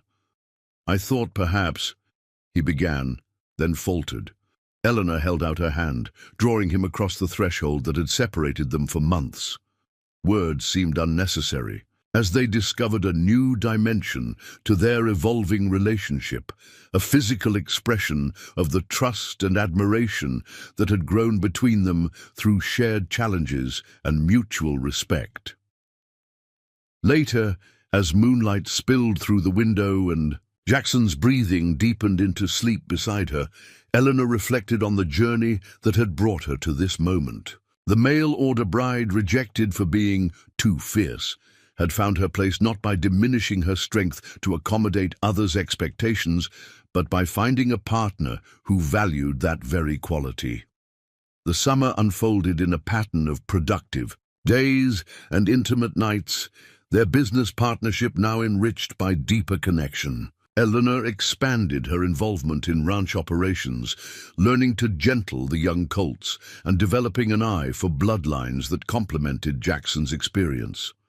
Jackson, in turn, revealed more of himself, memories of his childhood in Kentucky. Before the war, stories of Elizabeth and their son that no longer carried unbearable pain in the telling. In late June, a letter arrived from Mrs. Parker with an unexpected invitation. A regional agricultural fair would be held in Billings in July, with competitions for livestock and horses that could significantly enhance a breeding operation's reputation. Several Silver Creek families planned to attend, and Mrs. Parker had secured rooms at a respectable hotel for those making the journey. "We should consider it," Eleanor suggested over dinner, watching Jackson's reaction carefully. "The exposure could bring new clients for the yearlings." Jackson frowned slightly. "It's a 3-day ride each way, a week away from the ranch at minimum. Walter can manage things here, and Tempest deserves to be seen beyond our valley." Jackson's expression remained troubled. "It's not the ranch I'm concerned about." He gestured vaguely toward his scarred face. "Townfolk are one thing. A gathering, and that size," Eleanor understood immediately. In the isolation of the Double M, Jackson's scars were simply part of him, as familiar to her now as his rare smile or the sound of his voice. But in public, they drew stares and whispers that he normally avoided by limiting his interactions. "If you truly don't wish to go, we won't," she said gently. "But I think you underestimate how impressive you are, scars and all. The man who built the Double M and developed its bloodlines commands respect, regardless of appearance." That night, as they lay together in the darkness, Jackson confessed fears he had never previously articulated. "After the fire, when I finally healed enough to leave the house, children would cry at the sight of me. Women would cross the street rather than pass too close." Eleanor traced the ridged skin of his cheek with gentle fingers. "People fear what they don't understand. Your scars tell a story of courage, not something to be feared. You never seem to notice them," he mused. "Even that first day." "I noticed," Eleanor corrected. "But I saw a man who had survived, not one defined by his wounds." In the end, they decided to attend the fair. Preparations consumed the following weeks as they selected which horses to show. Tempest himself, naturally, along with 2 promising yearlings from his first crop of foals. Eleanor altered one of her Philadelphia dresses for the occasion and convinced Jackson to order a new coat from the Silver Creek Mercantile. The journey to Billings passed more pleasantly than anticipated. Traveling with just Walter as companion and wrangler for the extra horses, Eleanor and Jackson enjoyed rare leisure time together, camping beneath star-filled skies and discussing plans for the ranch's future with an openness that acknowledged their shared investment in its success. Billings proved larger and more developed than Eleanor had expected, with permanent buildings replacing the temporary structures of frontier settlements. The hotel Mrs. Parker had recommended was modest but clean, catering to respectable travelers conducting business in the growing town. Their arrival at the fairgrounds the next morning created an immediate stir. Tempest's commanding presence drew attention even among the impressive array of horseflesh gathered for the competition. Jackson, initially tense under the curious gazes, gradually relaxed as the focus remained primarily on his stallion rather than his scars. "Jackson Miller! Thought that was your black devil I spotted." A weathered man in cavalry uniform approached, hand extended. "Major Hollister, formerly 5th Cavalry. You wouldn't remember me, but I never forgot the recruit who could gentle the wildest mounts in the remount string." Jackson's posture changed subtly, military habits resurfacing as he shook the major's hand. "Sir, good to see you again." Hollister turned appreciative eyes toward Tempest. "You've done well for yourself, Miller. This animal's got the look of those Spanish horses you always admired. Andalusian bloodlines on his damn side," Jackson confirmed, a hint of pride entering his voice. combined with quarter horse strength. Smart cross. Hollister nodded approvingly. The Army's always looking for quality remounts. If your stock proves consistent, we could discuss a standing contract. The conversation continued, drawing other breeders and potential buyers as word spread of the exceptional black stallion from the Double M. Eleanor watched with quiet satisfaction as Jackson's initial self-consciousness gave way to confident expertise when discussing his breeding program. The fair's first day concluded with Tempest earning a blue ribbon in his class, the judges praising his conformation and temperament. That evening, at a social gathering for participants, Eleanor found herself approached by Mrs. Parker, who embraced her warmly. "My dear, you're positively glowing," the older woman observed. "Ranch life clearly agrees with you. It's been challenging." "In ways I never anticipated," Eleanor admitted. "But yes, I've found my place there." Mrs. Parker's knowing smile suggested she understood more than Eleanor had said. "And what of your husband? I remember a man who barely spoke 2 words together when he came looking for a mail-order bride too fierce for town life." Eleanor glanced across the room to where Jackson stood conversing with several men, his usual reticence tempered by genuine engagement with the topic. "We've both adapted," she said simply.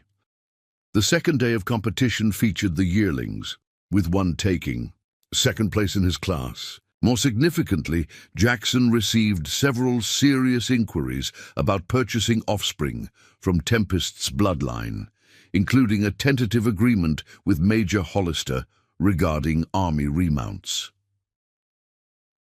That night, as they prepared for bed in their hotel room, Jackson seemed preoccupied. "Hollister's offer could transform the Double M," he said, removing his boots thoughtfully.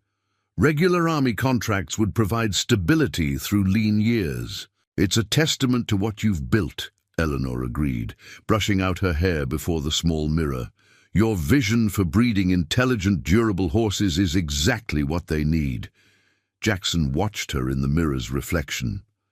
"What we've built," he corrected quietly. "The Double M is as much yours now as mine. I want you to know that." Eleanor set down her brush, turning to face him. "Jackson," he approached, taking her hands in his. "I've been thinking about Tucker's visit, about vulnerabilities and protections." His scarred hand tightened around hers. "If anything happened to me, I want to be certain you'd be secure. I've asked Williams to draw up papers, making you a full legal partner in the ranch." The significance of this gesture wasn't lost on Eleanor. In a time when married women had few property rights, Jackson was offering her a level of independence and security virtually unheard of. "Nothing is going to happen to you," she said firmly, though deeply touched by his concern. "Probably not," he agreed with the faintest smile, but a wise rancher plans for all contingencies. Their third and final day at the fair culminated in the awarding of the Grand Champion Ribbon, a prestigious recognition that could establish a breeding operations reputation throughout the territory. Against impressive competition from larger ranches, including Tucker's Circle T, Tempest was selected as reserve champion, second only to an established stallion from a Wyoming operation. The achievement exceeded their expectations, validating Jackson's years of careful breeding decisions. Eleanor watched his face as the ribbon was presented, seeing not disappointment at missing first place, but genuine satisfaction at the recognition of his work. The celebration dinner that evening brought together competitors and buyers in a local hotel dining room. Eleanor found herself seated near the wives of several prominent ranchers, women who initially viewed her with curiosity bordering on suspicion. "Mrs. Miller, we understand you take an unusual interest in your husband's breeding program," one woman remarked, her tone suggesting this was hardly proper. Eleanor smiled pleasantly. "The Double M is our shared enterprise. My husband's expertise with horses complements my skill with business matters." "How progressive," another commented, exchanging glances with her companions. How practical, Eleanor corrected gently. Frontier life demands adaptability, wouldn't you agree? Before the conversation could continue, a commotion erupted near the bar, where several men, including Tucker from the Circle T, had been drinking heavily. Tucker's voice rose above the general conversation, deliberately pitched to carry. Second, placed to a scarred man with a mail-order bride. What's this territory coming to? His contemptuous laugh drew uncomfortable silence from those nearby. Heard she was rejected by half of Silver Creek before Miller took her in. Too fierce, they said. Guess a man with half a face can't be choosy. Eleanor felt the words like a physical blow, not for herself, but for Jackson. She turned to find him already on his feet, his expression dangerously still as he moved toward Tucker. Without hesitation, Eleanor intercepted him, placing a restraining hand on his arm. "This isn't the battlefield for us," she murmured, pitching, her voice for his ears alone. "Remember what's at stake. The army contract, their reputation, everything they had built. All could be jeopardized by a public brawl, regardless of the provocation." For a tense moment, Jackson remained rigid, with barely controlled fury. Then, almost imperceptibly, he nodded. Together they turned toward Tucker, who watched their approach with drunken belligerence. "Mr. Tucker," Eleanor addressed him with perfect composure despite the room's hushed attention, "I believe congratulations are in order for your third-place finish. Quite respectable for a breeding program still establishing quality bloodlines." The barbed compliment hit its mark. Tucker's face flushed darker with anger and embarrassment.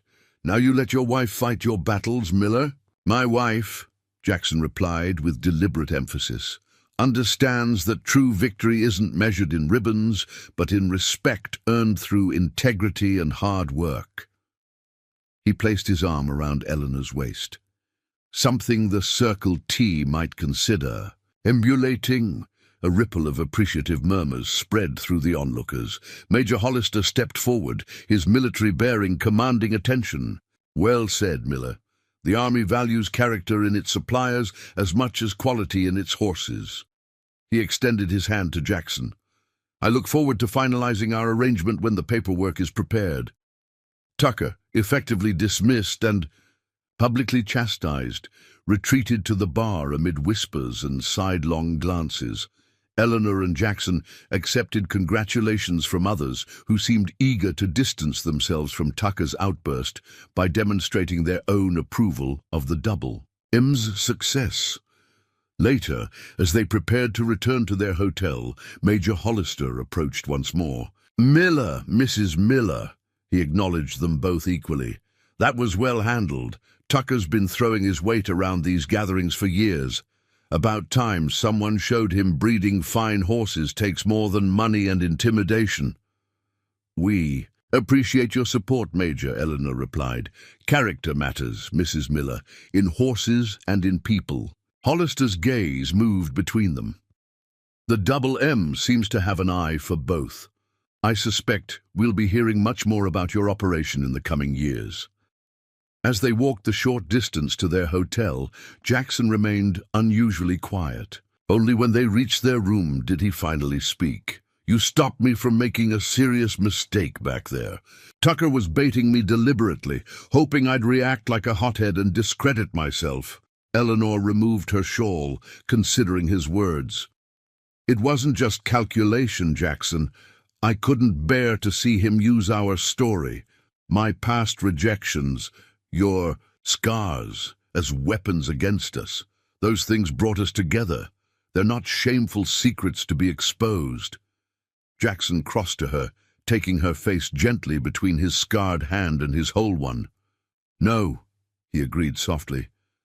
"They're the making of us." In that moment, standing in a hotel room far from the ranch that had become her true home, Eleanor Reed Miller felt the final pieces of her journey fall into place. The fierce independence that had once made her unsuitable as a wife had become her greatest strength. The man whose battle scars had isolated him from others had found in her not just acceptance, but a true partner in every sense. She had traveled west seeking security and found instead her own voice. He had sought practical assistance and discovered healing for wounds that went far deeper than skin. Together, they had forged something neither had imagined possible, a partnership of equals built on respect, shared purpose, and the recognition that sometimes the qualities others reject become the very foundation of strength. The journey back to the Double M carried a triumphant air. Tempest pranced with characteristic pride, seemingly aware of the silver medallion now attached to his bridle. The yearlings followed docilely, having matured during their adventure beyond the valley. As they created the final ridge overlooking the ranch, Eleanor remained in her mount beside Jackson's. From this vantage point, the Double M spread before them. The sturdy main house, the well-maintained barn and corrals, fields green with summer growth. What had once seemed so foreign to her eastern eyes now represented home in every sense of the word. "It looks different somehow," she mused aloud. Jackson nodded, understanding her meaning without need for elaboration. Seeing something from a distance changes your perspective.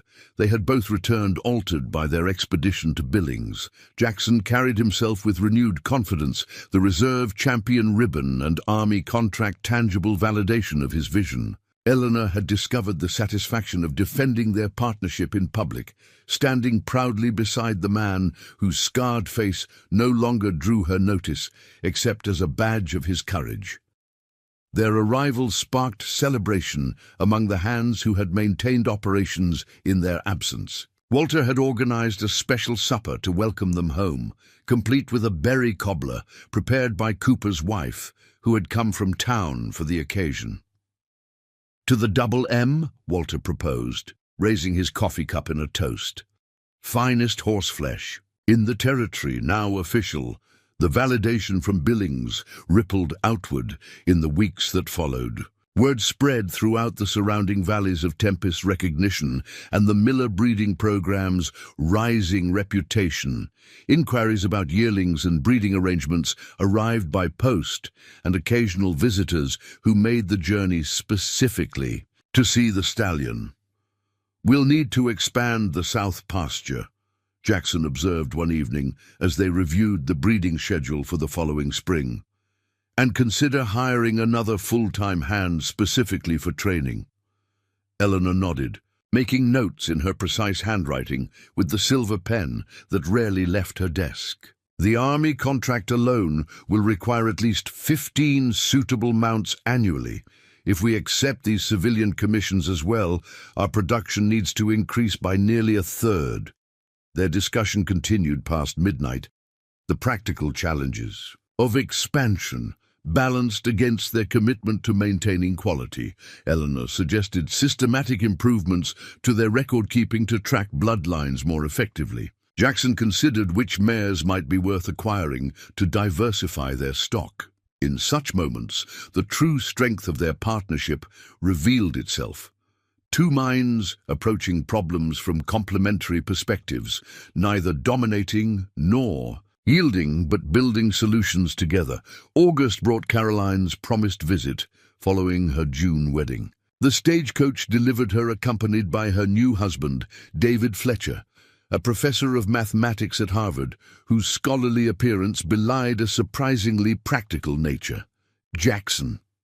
Caroline embraced her brother warmly, then turned to Eleanor with equal affection. "And my new sister." Walter's letters hardly did justice to the changes here. The two women had corresponded regularly, but meeting in person after nearly a year allowed Caroline to witness firsthand how completely Eleanor had integrated into ranch life. The house still bore Caroline's touches, curtains she had sewn, arrangements she had designed, but Eleanor's influence was evident in the expanded library, the efficient organization of the kitchen, and the addition of a small piano parlor purchased after their return from Billings. Music was Elizabeth's joy. Eleanor explained when Caroline commented on the instrument. Jackson mentioned it often enough that I thought the house should have music again. Caroline's gaze moved to her brother, noting how the mention of his first wife no longer caused him to withdraw into painful memory. "You've worked miracles here," she murmured to Eleanor when the men stepped outside to inspect a new foal. "Not just with the ranch, but with him." Eleanor shook her head slightly. "Not miracles, just patience and purpose. We found those in each other." During their 2-week stay, David revealed himself an unexpected ally in Eleanor's ongoing efforts to modernize the ranch's business operations. His mathematical expertise proved valuable in developing more sophisticated breeding projection models, and his university connections offered potential Eastern markets for their expanding stock.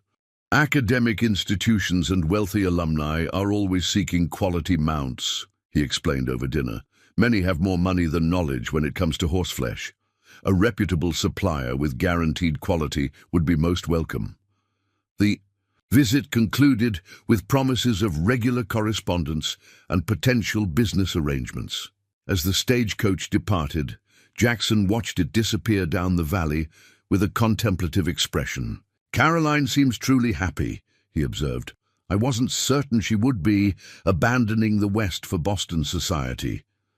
"She found her place, just as I found mine," Eleanor replied. "Different landscapes, but the same principle. Someone who values her for exactly who she is." The approaching autumn brought with it the first fruits of their billing success. Major Hollister arrived with 2 junior officers to assess the yearlings and finalize the Army contract. The formality of the occasion was tempered by Hollister's evident respect for Jackson and his straightforward manner with Eleanor. "Mrs. Miller, these accounting provisions reflect your influence, I suspect," he noted, reviewing the detailed terms she had drafted. "Most ranch contracts lack this level of precision." "The Double M believes in clarity, Major," she replied. "It prevents misunderstandings later." After the officers departed, Jackson found Eleanor in the garden harvesting the last vegetables before frost. Without preamble, he handed her an envelope bearing the territorial government's seal. "This arrived with Hollister," he explained.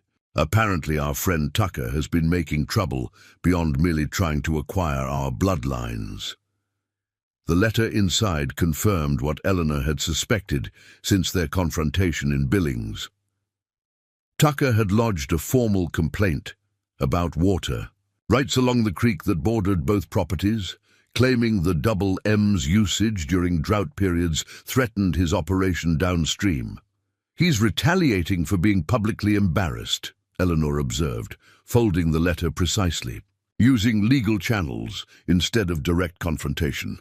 Jackson nodded grimly. "A hearing is scheduled in Billings next month. We'll need to prepare documentation of our water usage and historical access rights." The challenge would have seemed overwhelming months earlier. Now, Eleanor viewed it as merely another problem to solve together. That evening, they spread maps and water records across the dining table, reconstructing the history of the Double M's development and its responsible stewardship of natural resources. "My father would have appreciated this," Eleanor remarked as she organized their evidence into a compelling narrative. "He always said thorough documentation was the best defense against opportunists." Jackson watched her work with quiet admiration. "When I placed that advertisement for a mail-order bride, I never imagined finding a legal strategist as well as a wife." The water rights hearing in October proved less daunting than anticipated. The territorial judge, impressed by the Double M's meticulous records and Eleanor's articulate presentation, dismissed Tucker's claims as opportunistic and unsupported by evidence. The ruling established clear guidelines for water usage that actually strengthened the Double M's position while imposing monitoring requirements on the Circle T. Their victory over Tucker marked the final challenge of a transformative year. As November brought the first snowfall to the valley. Eleanor and Jackson stood on the porch, watching white flakes dust the corrals, where Tempest and his mares huddled together against the cold. A year ago, I was packing my trunk at Mrs. Parker's boarding house, Eleanor reflected, wondering if the scarred, reclusive rancher who'd offered for me would find me as unsuitable as the others had. Jackson's arm settled around her shoulders, drawing her against his side. And I was wondering if the mail-order bride too fierce, for town life would flee at the first sight of my face or the isolation of this place. We were both afraid of rejection, Eleanor realized. Each is damaged in different ways by others' expectations. Each stronger than we knew, Jackson amended, turning her to face him as snowflakes caught in her hair and lashes. His scarred hand cupped her cheek with a tenderness few would have believed possible from the stoic rancher. You were never too fierce, Eleanor. The others were simply too weak to recognize what fierceness truly means. Courage, conviction, loyalty, everything is worth having. In that moment, as snow fell softly around them and the life they had built together stretched out in all directions, Eleanor Reed Miller understood the final irony of her journey. The very quality that had rendered her unsuitable as a proper wife had made her indispensable as a true partner. The man whose physical scars had isolated him from society had seen beyond appearances to recognize the warrior heart that matched his own. They had found in each other not completion, but amplification, each becoming more fully themselves through the other's recognition and respect. As they turned to enter the warmth of their home, leaving matching footprints in the fresh snow, the mail-order bride rejected for being too fierce, and the battle-scarred rancher who had valued that very quality walked together into a future they would continue to forge with the same strength, determination, and fierce hearts that had brought them together. Spring in Montana Territory, 1890. The Double M Ranch stood transformed from the isolated homestead Eleanor had first encountered 5 years earlier. Additional barns flanked the original structure, housing the expanded breeding stock that had made the Miller name synonymous with quality horseflesh throughout the Western Territories. Fenced pastures stretched across the valley, while a new wing extended from the main house, adding much-needed space for the growing operation.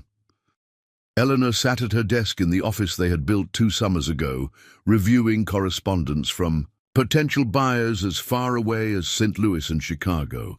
The reputation of Double M quarter horses had spread beyond military contracts and local ranches, attracting wealthy sportsmen and racing enthusiasts eager to incorporate their bloodlines. Movement in the doorway drew her attention. Jackson leaned against the frame, his tall figure silhouetted by morning light. 5 years had added silver threads to his dark hair, particularly at the temples, lending him a distinguished appearance that complemented the confidence he now carried effortlessly. The Lexington buyer arrived early, he informed her. Walters, showing him Tempest's new colt while I came to fetch you. Eleanor nodded, gathering the papers she had prepared for this meeting, lineage documentation, training records, and the health certification from the veterinarian who now visited quarterly. Mr. Harrington has traveled a considerable distance. We shouldn't keep him waiting. Together they walked toward the main stables, their strides naturally matching after years of moving through life as partners. Spring wildflowers dotted the pathway, and the mountains still bore snow on their peaks despite the valley's warmth. I received a letter from Caroline this morning, Eleanor mentioned. David's mathematics text has been accepted for publication by the university press, and she's expecting their second child in November, Jackson smiled, the expression now coming naturally to his scarred face. Good news? Though I still find it hard to picture my sister as a professor's wife in Boston. No harder than she finds it picturing you as the patriarch of a renowned horse-breeding empire, Eleanor countered with gentle humor. Our paths take unexpected turns. The expanded stable complex bustled with activity. 6 hands now worked full-time with the horses, while additional seasonal workers managed the hayfields and other ranch operations. Walter, promoted to breeding, manager after the First Army contract, stood in the center corral with a distinguished gentleman in Eastern attire. Between them pranced a magnificent yearling colt, coal-black like his sire Tempest, but with distinctive white socks on his front legs, the hallmark of a new bloodline Eleanor had persuaded Jackson to introduce 3 years earlier. "Mr. Harrington," Jackson called as they approached. "Welcome to the Double M. I see Walter's introduced you to Midnight Commander." The visitor turned, extending his hand with the enthusiasm of a true horse enthusiast. "Miller, this colt exceeds the descriptions in your correspondence. Magnificent bone structure, and that chest depth. He'll have exceptional lung capacity. At maturity, my wife's eye for complementary bloodlines," Jackson acknowledged, drawing Eleanor forward.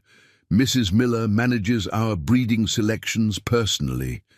Harrington showed no surprise at a woman's involvement in such matters, a testament to how the Double M's reputation had normalized Eleanor's role. "A pleasure, Mrs. Miller. Your instincts regarding the Hancock mare crossing were clearly sound. I'm seeing strength combined with elegance that's rare in quarter-horse lines." The business discussion that followed moved from the corral to the house, where Eleanor had prepared refreshments. As they settled in the comfortable parlor, Harrington revealed the true purpose behind his journey from Kentucky. "I represent a consortium of breeders developing a formal stud book for American quarter horses," he explained. "Standardizing the breed is essential for its recognition and development. The Double M's meticulous records and proven bloodlines make you ideal founding members." Eleanor exchanged a glance with Jackson, recognizing the significance of this invitation. Formal breed recognition would solidify everything they had built, ensuring the Double M's place in equestrian history. "The timing is fortuitous," she replied. "I've been corresponding with several established breeders about standardizing terminology and registration practices. A formal association would benefit everyone committed to the breed's development." As they discussed details of the proposed registry, a commotion outside interrupted their conversation. Eleanor moved to the window, immediately identifying the cause. A young girl of about 4 years astride a gentle pony, her delighted squeals carrying clearly as Walter led her in careful circles around the yard. "My apologies," Jackson said, to their guest, though his proud smile belied any true regret. "Our daughter Margaret has recently discovered her riding legs and demands daily lessons." Harrington rose to observe the scene. "Starting them young, I see. A future horsewoman in the making." "Certainly not for lack of trying to interest her in more traditional pursuits," Eleanor said with a fond shake of her head. "She's as stubborn as her father and as impatient with indoor confinement as Tempest himself." The little girl spotted them at the window and waved enthusiastically, nearly unbalancing herself in the process. Her dark hair had escaped its braids, and her dress showed evidence of earlier barnyard explorations. But her face, unmarked by any tragedy, combined Eleanor's determined chin with Jackson's storm-grey eyes. After concluding arrangements with Harrington, who departed with a signed agreement and promises of continued collaboration, Eleanor found Jackson still watching their daughter from the porch. Margaret had graduated from riding to helping one of the hands collect eggs from the chicken coop, a task she approached with solemn concentration. "She's fearless," Jackson observed softly. "Takes after her mother that way." Eleanor leaned against the porch railing beside him, with occasional flashes of her father's temper when thwarted. The birth of Margaret Elizabeth Miller 3 years earlier had added an unexpected dimension to their partnership. Neither had discussed children during their pragmatic courtship, both assuming Jackson's grief for his lost son would preclude expanding their family. Yet after Eleanor's difficult pregnancy and Margaret's dramatic arrival during a thunderstorm with only Jackson and Mrs. Parker in attendance, the fierce protectiveness that bloomed in Jackson had surprised them both. Received word from Judge Wilson yesterday, Jackson mentioned, changing subjects. Tucker's selling the Circle T, moving to California for his health, apparently. The news marked the end of an era. Their periodic skirmishes with Tucker had diminished after the water rights ruling, but the neighboring rancher had remained a persistent, if increasingly ineffective, antagonist. "Who's purchasing the property?" Eleanor asked, calculating the potential impact on Double M operations. "Railroad Consortium. They're planning a major depot and stockyards at the north end of the property, with scheduled shipping directly to Chicago markets." Eleanor immediately recognized the opportunity. Direct rail access would reduce our shipping costs significantly. We should consider purchasing adjoining parcels before land values increase with development. Jackson nodded, having anticipated her response. "Already inquired about the section bordering our east pasture. Walter's riding to the land office tomorrow with our offer." Their seamless transition from family matters to business strategy exemplified the partnership they had forged, each anticipating the other's thoughts, both focused on building something lasting beyond themselves. That evening, after Margaret had been bathed, read to, and finally succumbed to sleep clutching the carved wooden horse Jackson had made for her last Christmas, Eleanor sorted through correspondence at the kitchen table. Among the business letters sat a personal note from Mrs. Parker, who had become a dear friend and Margaret's honorary grandmother. "Interesting news from Silver Creek," Eleanor remarked, scanning the letter's contents. "Henry Dawson has married again, a widow from Denver who's apparently transformed his mercantile into a thriving emporium." Jackson looked up from the breeding records he was reviewing. "Your first rejected suitor, the one who found you too informed about business matters." "The very same. According to Mrs. Parker, his new wife has implemented exactly the inventory system I suggested 5 years ago. He's now proudly telling everyone it was his innovation." Jackson's laugh held genuine amusement rather than derision. "And what of the banker? Cooper, wasn't it?" "Samuel remains unmarried, though apparently Mrs. Parker has a niece visiting this summer she thinks might suit him." Eleanor set the letter aside, reflecting on the strange, circular nature of life's journeys. It seems so long ago now, being rejected for qualities they couldn't appreciate. "Their loss," Jackson said simply. "Our gain." Later that night, after the lamps were extinguished and the ranch had settled into peaceful darkness, Eleanor stood at their bedroom window, gazing at the silhouette of mountains against the starlit sky. Jackson's arms circled her waist from behind, his chin resting atop her head in a familiar gesture. "I was thinking about that first winter," she said softly. "How uncertain everything seemed. How carefully we navigated around each other. I was terrified," Jackson admitted, his voice low near her ear. "Not of you, but of failing you, of not being whole enough to be what you deserved." Eleanor turned in his embrace, her hand automatically finding the scarred side of his face in the darkness. "And I feared my strength would eventually drive you away as it had the others, that you'd grow to resent what you once claimed to value." "Never." The single word carried absolute conviction. A cry from the adjoining room interrupted the moment, Margaret calling out from some childish nightmare.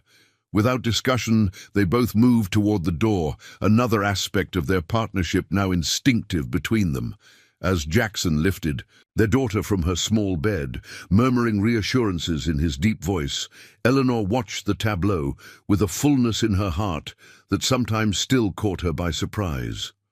The mail-order bride, too fierce for town life, had found not just acceptance, but celebration of her strength. The battle-scarred rancher had discovered healing through loving again, rather than retreating from life's possibilities. Morning would bring new challenges, horses to train, contracts to negotiate, a daughter to raise with the confidence to forge her own path. But as Margaret settled back to sleep between them, secure in the absolute certainty of their presence, Eleanor recognized the true legacy of their unlikely beginning. They had built the Double M's reputation on breeding horses that combined intelligence with endurance, strength with adaptability. Yet their greatest achievement lay not in bloodlines documented in stud books or contracts with prestigious buyers, but in creating a family and home where fierceness was valued as courage, where scars spoke of survival rather than defeat, and where two people who had been rejected for their differences had found in each other exactly what they needed to thrive. 2 months later, as summer heat shimmered across the valley, a letter arrived bearing the territorial governor's seal. Eleanor opened it at her desk, scanning the formal language with increasing surprise. "Jackson," she called, finding him in the stable supervising the training of a promising 3-year-old. "You should see this." He took the letter, eyebrows rising as he read its contents. "The Territorial Agricultural Board, they want both of us. Apparently our work with the Quarter Horse Registry has drawn attention in official circles. They're forming a commission to establish breeding standards for government purchases, and they want representatives with practical experience." Jackson handed the letter back, his expression thoughtful. "It would mean regular trips to Helena for meetings, time away from the ranch. Walter can manage operations during our absences," Eleanor pointed out, "and this position could influence agricultural policy throughout the territory.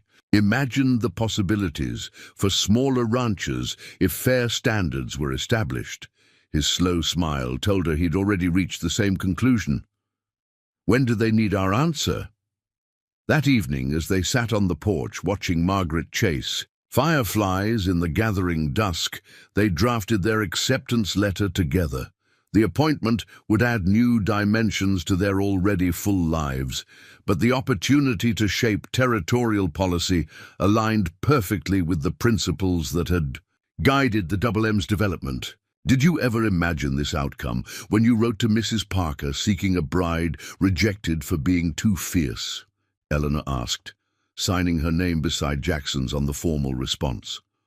"I hoped for competent household management and possibly civil conversation," he admitted with the dry humor that had emerged as his confidence grew. "I received a business partner, political advisor, mother to my child, and the other half of my soul. The territorial board seems a small matter by comparison." Eleanor sealed the envelope, her fingers lingering over the impression of the double, embrand pressed into the wax. From a practical arrangement born of necessity, they had forged something extraordinary, a partnership that had transformed not just themselves, but had begun to influence the very territory around them. As darkness settled over the valley and the first stars appeared above the mountains that had witnessed their journey, the mail-order bride too fierce for Silver Creek and the battle-scarred rancher who had recognized the warrior in her heart sat together in contented silence, secure in the knowledge that their greatest strengths had never been in spite of their differences, but because of them. Up next, you've got 2 more standout stories right on your screen. If this one hits the mark, you won't want to pass these up. Just click and check them out. And don't forget to subscribe and turn on the notification bell so you don't miss any upload from us.